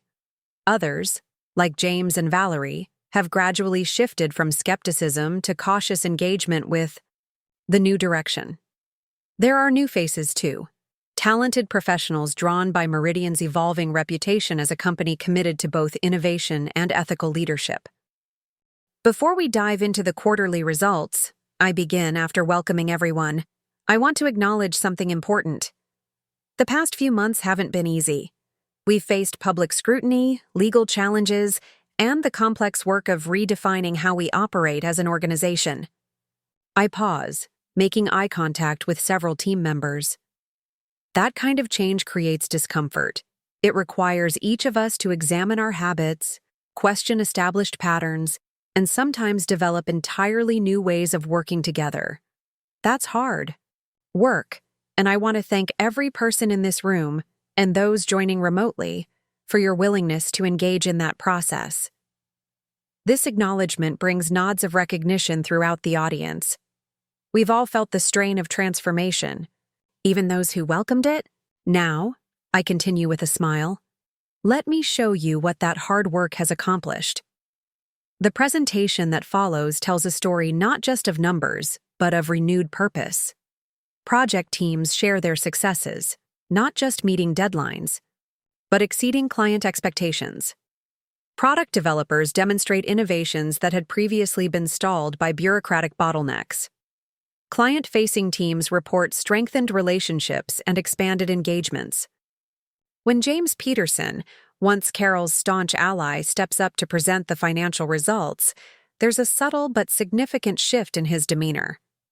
The defensive posture he maintained in our earlier meetings has given way to something approaching enthusiasm as he outlines Meridian's strongest quarter in 3 years. The increased collaboration between departments has eliminated multiple inefficiencies in our operational model, he explains, highlighting several key metrics. We're not just doing more, we're doing it with better resource allocation and reduced overhead. As the presentations conclude and we open the floor for questions, I notice Andrew checking his phone with increasing concern. After the third glance, he discreetly approaches the side of the stage, signaling that he needs to speak with me. What is it? I ask quietly while George fields a question about our expansion plans. Carol just gave an interview on Business Line, Andrew informs me, his voice low. She's making new allegations about document tampering and claiming to have whistleblowers ready to come forward. I maintain my composed expression despite the flutter of concern this news triggers.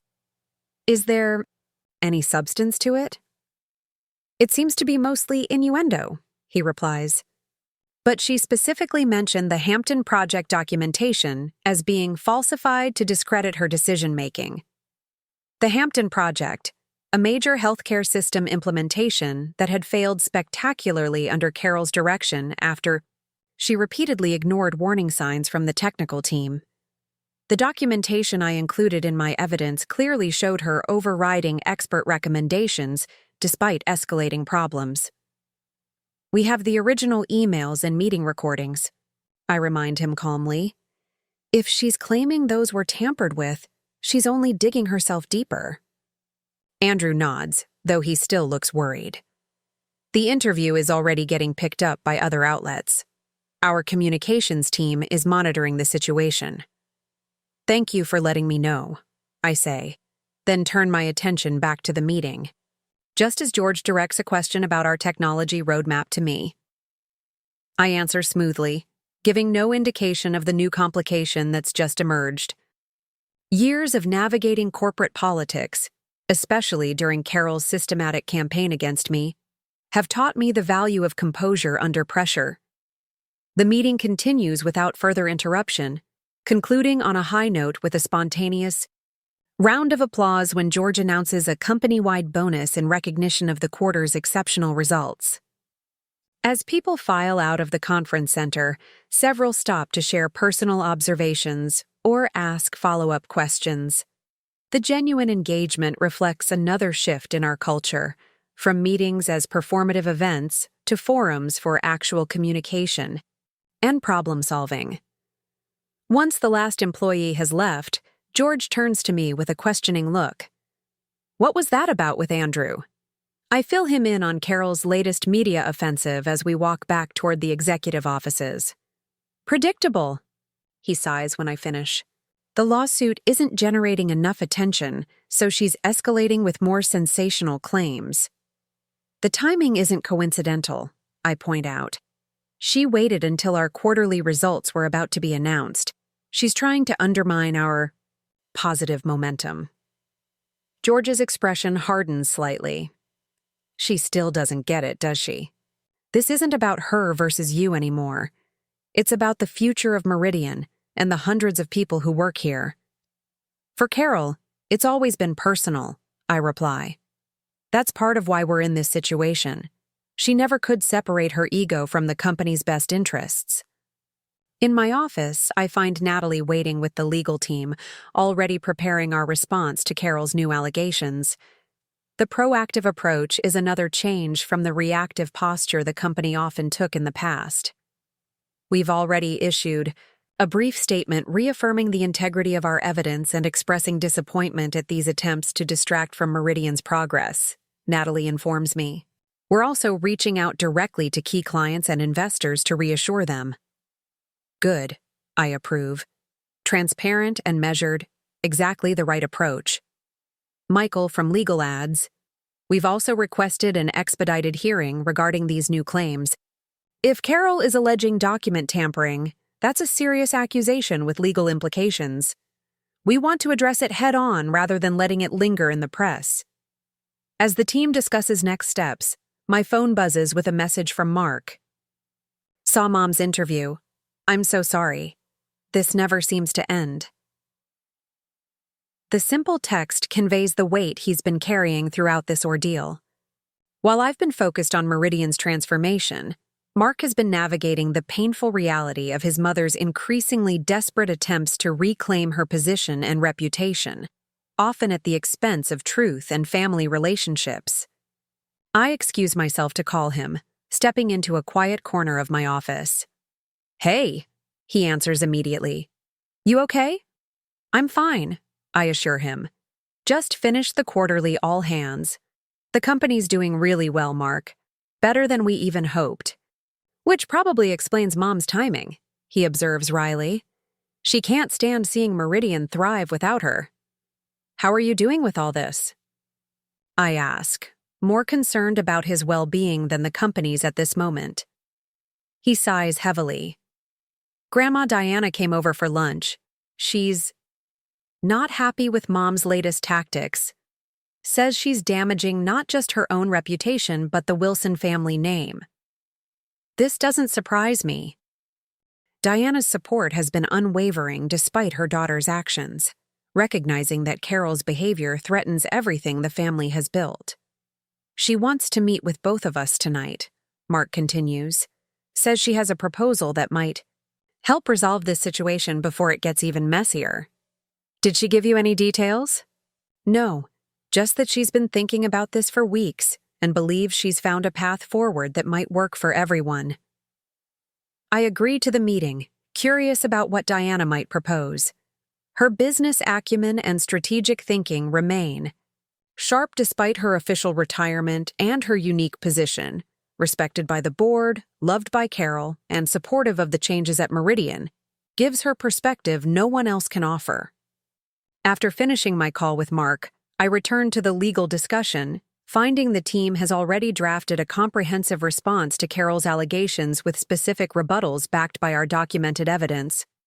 Their efficiency reminds me how much the entire organization has stepped up during this challenging period, with people at all levels demonstrating greater initiative and accountability. The remainder of the afternoon passes in a blur of meetings and decisions, the positive energy from the all hands carrying through despite Carol's attempted disruption. By late afternoon, I receive word that our direct outreach to key stakeholders has been largely successful, with most expressing continued confidence in Meridian's direction and leadership. At 5:30 p.m., I head home to prepare for the evening meeting with Diana. Mark is already there when I arrive, setting the dining room table with the good china, a sign he's taking this discussion seriously. Grandma Diana specifically requested a proper dinner setting, he explains with a small smile. Said important conversations shouldn't happen around takeout containers. A woman after my own heart, Diana comments, appearing in the doorway with impeccable timing. Despite the serious circumstances, she looks elegant as always, her silver hair perfectly styled, her posture straight and dignified even at 75. Mark greets her with a warm hug, which she returns before turning to me with an appraising look. You're holding up well, she observes. The company too, from what I hear. Impressive quarterly results. Thank you, I reply, accepting the small nod that serves as her version of a hug. We have good people who've risen to the occasion. Over dinner, Diana keeps the conversation light, inquiring about various Meridian projects and sharing anecdotes from her own executive days. It's only after we've moved to the living room with coffee that she finally addresses the purpose of her visit. Carol's latest interview was a mistake, she begins bluntly. Accusing you of document tampering without evidence is legally precarious and strategically short-sighted.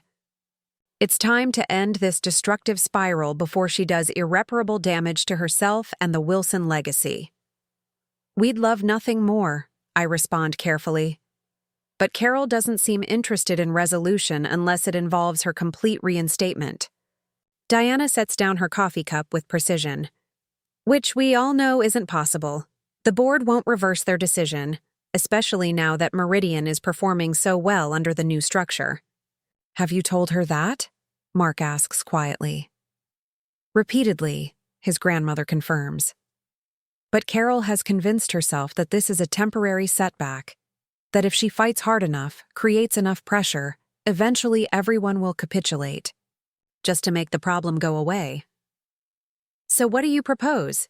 I ask, curious about Diana's solution to this seemingly intractable standoff.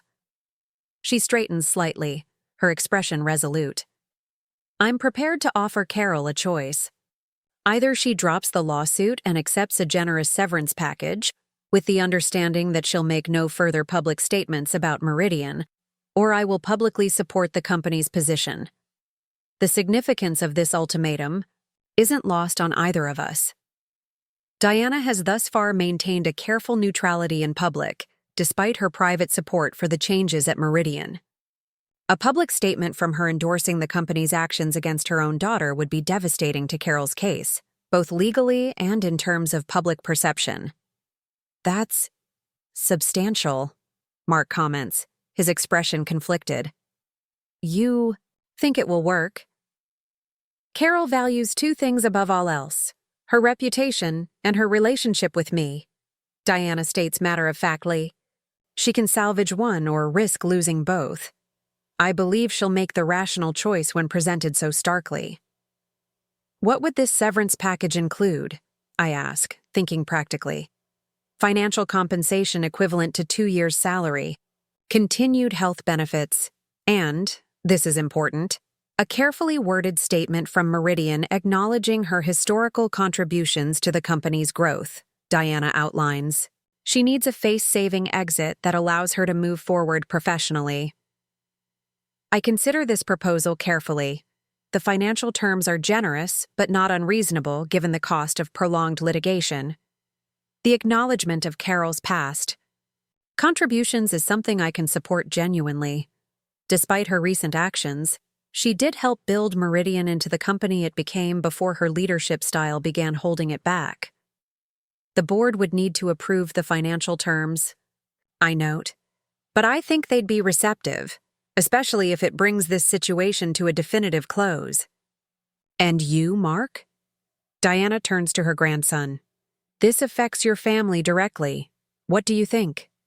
Mark takes a moment before responding, weighing his words carefully. I think it's the best chance we have to end this without further damage. To everyone involved, Mom needs to move on for her own sake as much as Meridian's. Then I'll speak with her tomorrow, Diana decides. It's time to close this unfortunate chapter. After Diana leaves, Mark and I sit in silence for a while, processing the potential impact of her intervention. There's hope in the possibility of resolution, but also acknowledgement of the painful realities that have brought us to this point. Do you think she'll accept? I ask eventually. Mark considers this, absently turning his wedding ring, a nervous habit he's developed during these difficult months. If it were just the company pressure, probably not. But Grandma Diana is different. Mom has always sought her approval, even while resenting her influence. If anyone can get through to her, it's Diana. The next morning, I arrive at Meridian, early, wanting to brief George about Diana's proposal before the day's meetings begin. He listens thoughtfully as I outline the potential resolution. It's a reasonable approach, he agrees when I finish. and having Diana's involvement could make the difference. Carol might not listen to us, but she'll listen to her mother. If it works, how soon could we implement the agreement? I ask. I can convene a special board session tomorrow to approve the financial terms, George replies. The legal team could have documents ready by the end of the week. We could potentially have this resolved within 10 days if Carol agrees. The possibility of such a swift conclusion to the conflict that has consumed so much of our energy over the past months is both appealing and slightly disorienting. Despite the challenges, the situation with Carol has in many ways catalyzed Meridian's transformation, giving us a clear imperative for change and a common purpose in building something better. What happens next? I ask, thinking beyond the immediate resolution. For Meridian, I mean.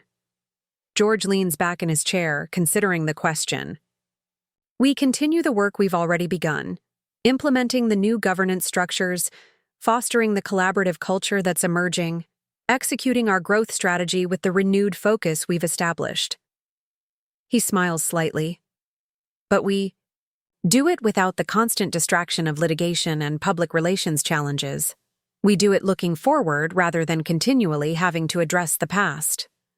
The day progresses with its usual rhythm of meetings and decisions, though there's an undercurrent of anticipation as we wait to hear the outcome of Diana's conversation with Carol.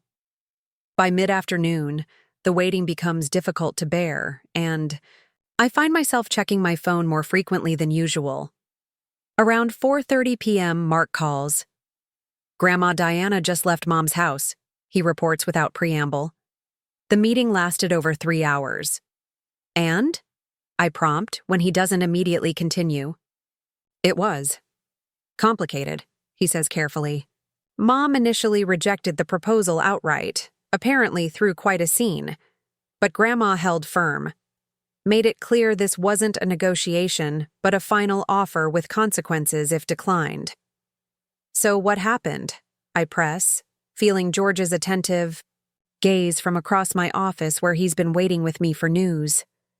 Mom asked for 24 hours to consider her options and consult with her attorneys, Mark explains. Grandma agreed but made it clear the timeline wasn't flexible. Decision by this time tomorrow, or she moves forward with her public statement supporting Meridian. I relay this update to George, who receives it with measured optimism. It's progress that she's considering it at all, he observes. Diana must have made quite an impression. That evening, Mark and I discuss potential outcomes over dinner, trying to prepare ourselves for either resolution or escalation. The weight of uncertainty feels heavier now that a potential end is in sight but not guaranteed. Whatever happens with Mom's decision, Mark says as we clear the dishes, I want you to know I'm proud of how you've handled this entire situation. You've been strong without being vindictive, principled without being rigid.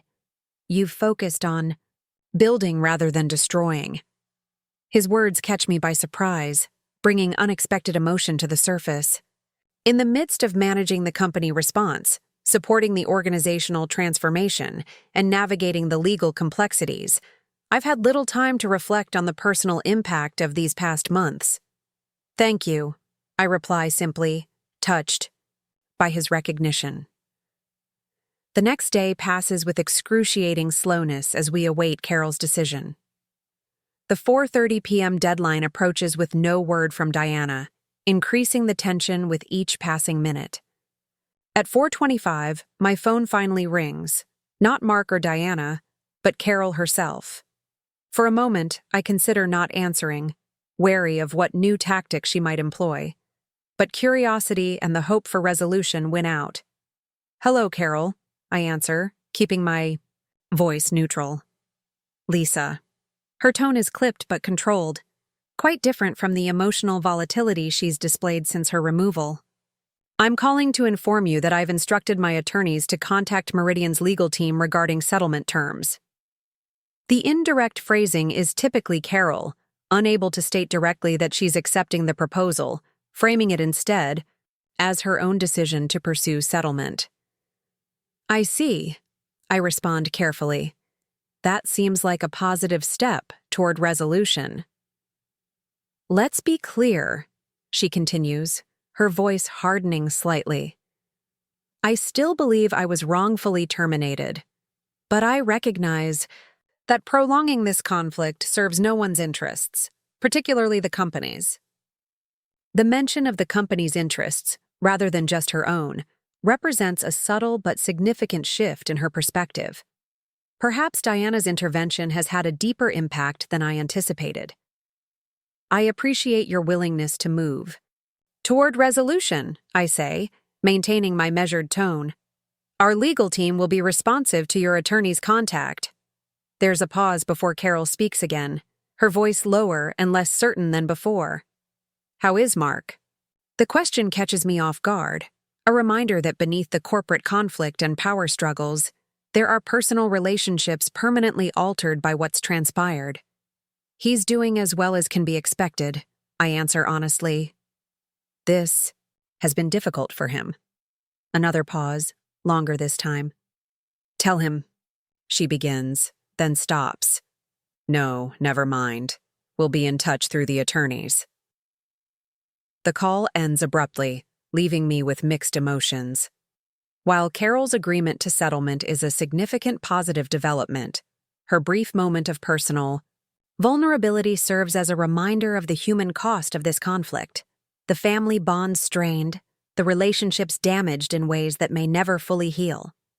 I immediately called George to share the news, then Mark, who receives it with a complex mixture of relief and sadness. The resolution brings closure to the professional dimension of the conflict, but leaves much unresolved in the personal realm, something that will require its own healing process over time. The next week passes in a flurry of legal discussions and document preparations. Carol's attorneys prove surprisingly cooperative now that she's committed to settlement, working constructively with our legal team to finalize the terms. The board unanimously approves the financial package, recognizing the value of definitive resolution over continued uncertainty. By Friday afternoon, we have signed agreements in hand. Carol has dropped her lawsuit in exchange for the negotiated severance package and Meridian statement acknowledging her historical contributions. Most critically, she has agreed to make no further public statements about the company or its leadership. The news spreads quickly throughout Meridian, generating reactions that range from relief to cautious optimism. For many employees, especially those who suffered under Carol's leadership style, the settlement represents not just the end of a public conflict, but validation of the changes we've implemented. It feels like we can finally move forward without looking over our shoulders, Diane comments during our leadership team meeting that afternoon, like the last shadow has been lifted. I wouldn't go that far, James cautions, his transition from Carol's ally to constructive participant in the new structure still evolving. There will be lingering effects for some time. Trust takes longer to rebuild than organizational charts. True, I acknowledge, but now we can focus fully on that rebuilding without the distraction of legal battles and media speculation. As the meeting concludes and team members file out, George remains behind, his expression thoughtful. You know, when you sent that company-wide email 3 months ago, I don't think any of us could have predicted where we'd end up. I smile slightly at the understatement. It was certainly a leap into the unknown. A necessary one, he adds firmly. Carol's methods were undermining everything this company stands for, driving away talent and creating a culture of fear rather than innovation. Someone needed to speak the truth. And now, I ask, curious about his perspective on where we stand. Now we have the opportunity to really transform Meridian, he replies with genuine enthusiasm. Not just fix what was broken, but build something better than it's ever been. That evening, as I drive home along the shore of Lake Harriet, I reflect on the journey that began with a single email, a moment of truth-telling that changed not just my professional trajectory, but Meridian's future. The setting sun casts long shadows across the water, reminding me of Diana's words from months ago. Sometimes the quietest person in the room is the one who needs to speak the loudest when it matters most. I arrive home to find Mark sitting on our porch, watching the last light fade from the sky. He looks peaceful for the first time in months, the strain of divided loyalties temporarily eased by the settlement. "Diana called," he says as I join him. "She's proud of how this resolved. Says it took courage from everyone involved to find a path forward." "Even Carol?" I ask, curious about his grandmother's perspective. "Especially Carol," he confirms. "Grandma said it took a different kind of courage for Mom to finally accept reality and let go of something she's defined herself by for so long." We sit in comfortable silence for a while, watching darkness settle over the lake. Tomorrow will bring new challenges, the ongoing work of rebuilding Meridian's culture, developing our strategic direction, nurturing the collaborative spirit that's emerged from this difficult period.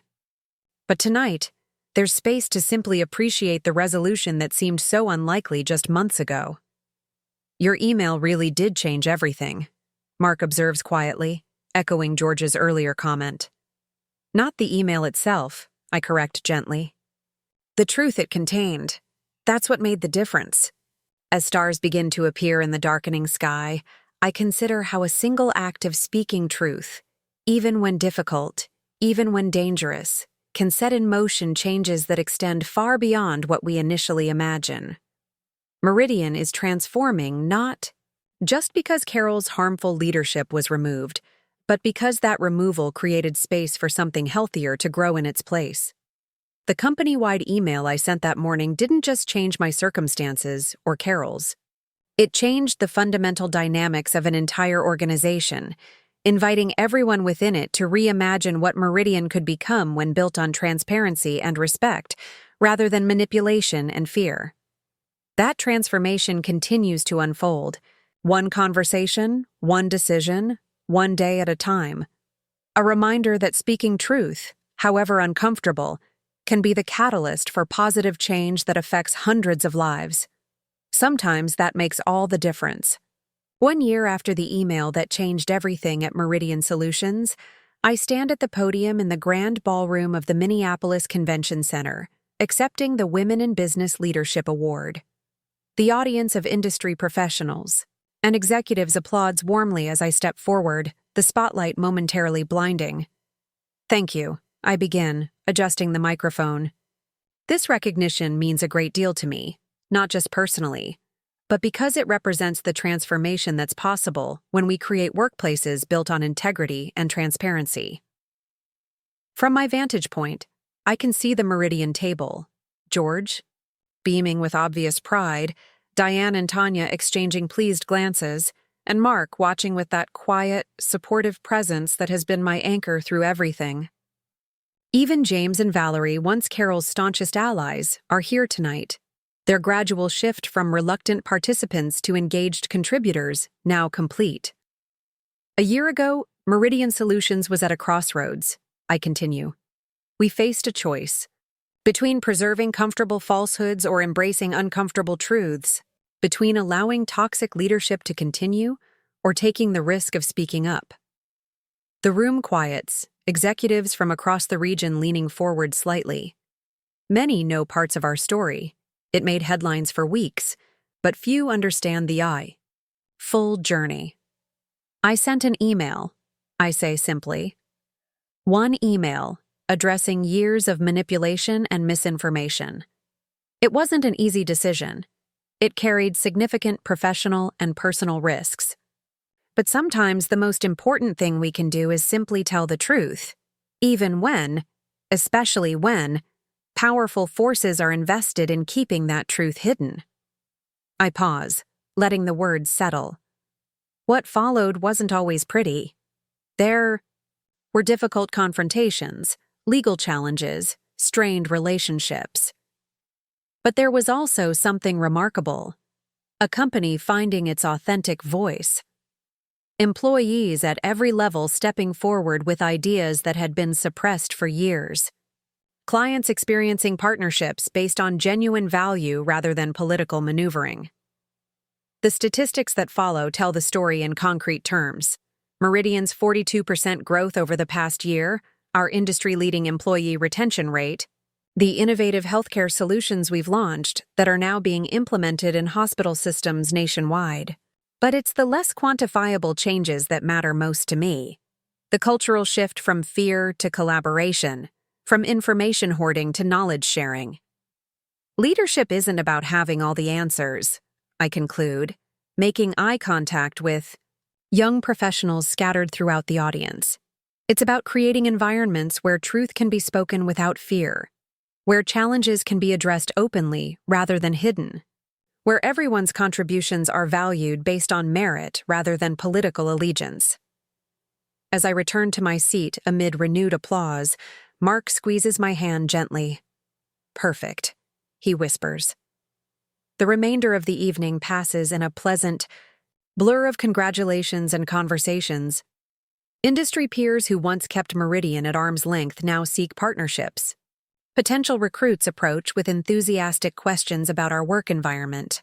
Former employees who left during Carol's tenure inquire about returning. It's nearly midnight when we finally leave the convention center, the cool Minnesota night air refreshing after hours in the crowded ballroom. George and Diana join us briefly on the steps outside, both looking pleased with the evening's recognition. "You've accomplished something remarkable," Diana observes, her elegant posture undiminished at 76. "Not just turning Meridian around financially, but fundamentally changing its character." "We all did it," I correct gently. "It took everyone choosing a different path forward." "But it started with you," George reminds me. "With that email, most people would have been too cautious to send." As they depart for their respective homes, Mark and I walk slowly toward our car, enjoying the rare moment of quiet reflection. The past year has been incredibly demanding. Rebuilding Meridian while navigating the aftermath of Carol's departure has consumed most of our waking hours. "Have you heard from your mother recently?" I ask carefully. We rarely discuss Carol, but tonight, a milestone of sorts, seems appropriate for checking in. Mark nods. "Last week. She's consulting for a firm in Boston now. Sounds like she's doing well, all things considered." "That's good," I say sincerely. Despite everything that happened, I never wished for Carol's destruction, only for the end of her harmful influence at Meridian.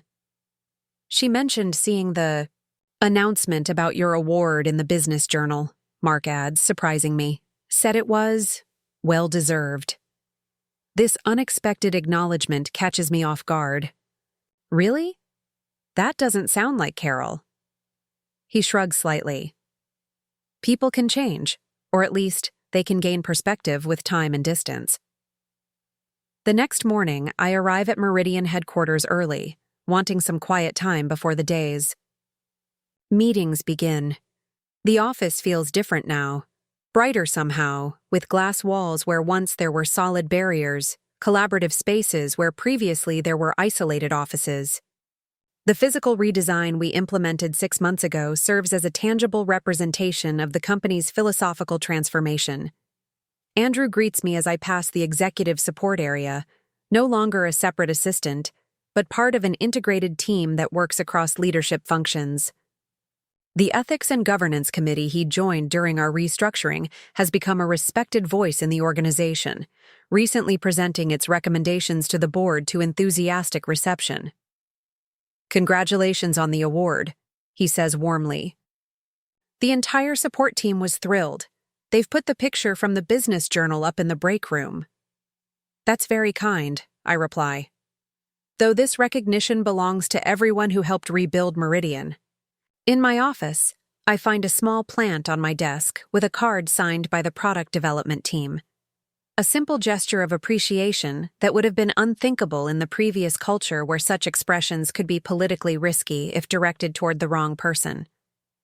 As I settle in to review the day's priorities, I reflect on how thoroughly things have changed. The territorial battles that once consumed so much energy have given way to cross-functional collaboration. The information bottlenecks Carol created have been replaced by transparent communication channels. Even the board operates differently now, with clearer oversight mechanisms and more diverse voices contributing to strategic decisions. My calendar notification chimes, reminding me of today's all-hands meeting, a quarterly tradition I established to ensure everyone at Meridian remains connected to our overall direction and progress. Unlike the tightly controlled presentations of the past, these sessions now include updates from every department and an open forum where employees can ask questions directly of the leadership team. As I gather my materials, Diane appears at my door. Ready for the big announcement today? I nod, feeling a mixture of excitement and appropriate gravity.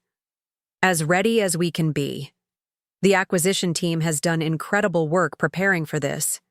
Today we'll be announcing Meridian's acquisition of Westfield Health Technologies, a strategic move that will significantly expand our market presence and technical capabilities. It's our first major acquisition since the leadership change, representing not just business growth but validation of our new direction. The board unanimously approved the deal last week, impressed by the thorough due diligence and clear strategic alignment our team demonstrated. It's quite a milestone, Diane comments as we walk together toward the conference center. A year ago, we were fighting for the company's survival. Now we're leading industry consolidation. It's been quite a journey, I agree. The conference center fills quickly, employees gathering with an energy that reflects Meridian's renewed vitality. When I take the stage to begin the meeting, I'm struck again by the visible difference in how people engage with each other, the open communication, the attentive listening, the absence of the wary calculation that once characterized company gatherings. Good morning, everyone. I begin, surveying the room with genuine appreciation.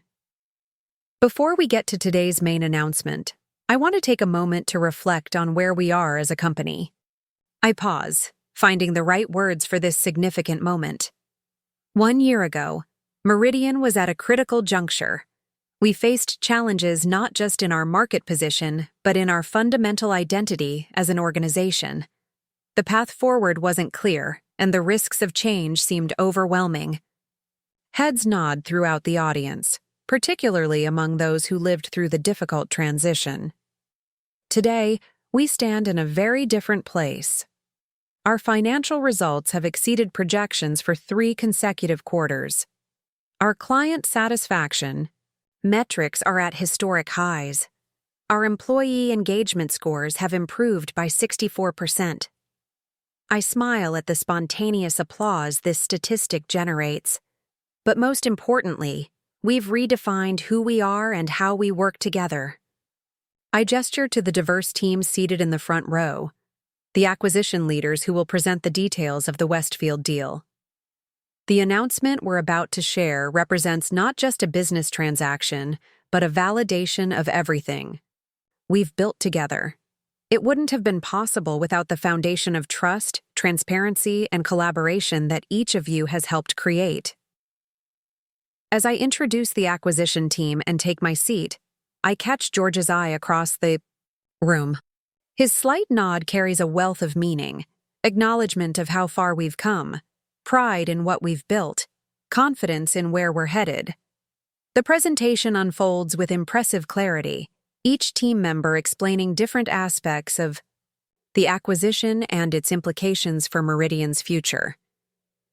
The questions that follow are thoughtful and substantive, reflecting an organization where people feel genuinely invested in understanding strategy, rather than simply following directions. When the meeting concludes, employees linger to discuss the announcement, their conversations animated and forward-looking. The atmosphere is one of collective purpose, exactly what we've worked so hard to foster over the past year. Back in my office later that afternoon, I find a moment of quiet to absorb the significance of the day. On my desk sits a framed copy of the company-wide email I sent 1 year ago, a gift from Mark on the 6-month anniversary of the changes it initiated. Reading those words now feels like looking through a window to a different life. the controlled fury beneath my measured language, the calculated risk of speaking truth to power, the uncertainty about what would follow. I couldn't have predicted then exactly how things would unfold. Carol's resistance, Diana's intervention, the lawsuit and eventual settlement, the company's remarkable resurgence. But I knew with absolute certainty that remaining silent was no longer an option, regardless of the personal and professional cost of speaking up. My phone buzzes with a message from Mark. "Dinner tonight to celebrate? Grandma Diana wants to join us." I smile, typing back a quick acceptance. Diana has become an unexpected ally and friend throughout this journey, her wisdom and support extending far beyond her initial intervention with Carol. Her perspective as a woman who navigated male-dominated business environments decades before me has provided valuable context for my own leadership challenges. As the workday concludes, I take one final look around my office.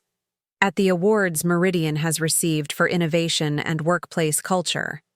At the photo of our leadership team taken at the recent strategic retreat. At the handwritten notes from employees expressing appreciation for specific changes we've implemented. The company-wide email I sent that day was just the beginning, a necessary first step in a much longer journey of transformation. But it was the catalyst that made everything else possible.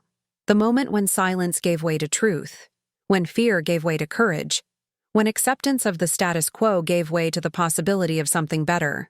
Walking through the office. Toward the exit, I pass Carol's former space, now transformed into a collaborative innovation lab where cross-functional teams develop new healthcare solutions. The symbolism isn't lost on me. What was once a closed room where power was hoarded has become an open space where ideas flourish.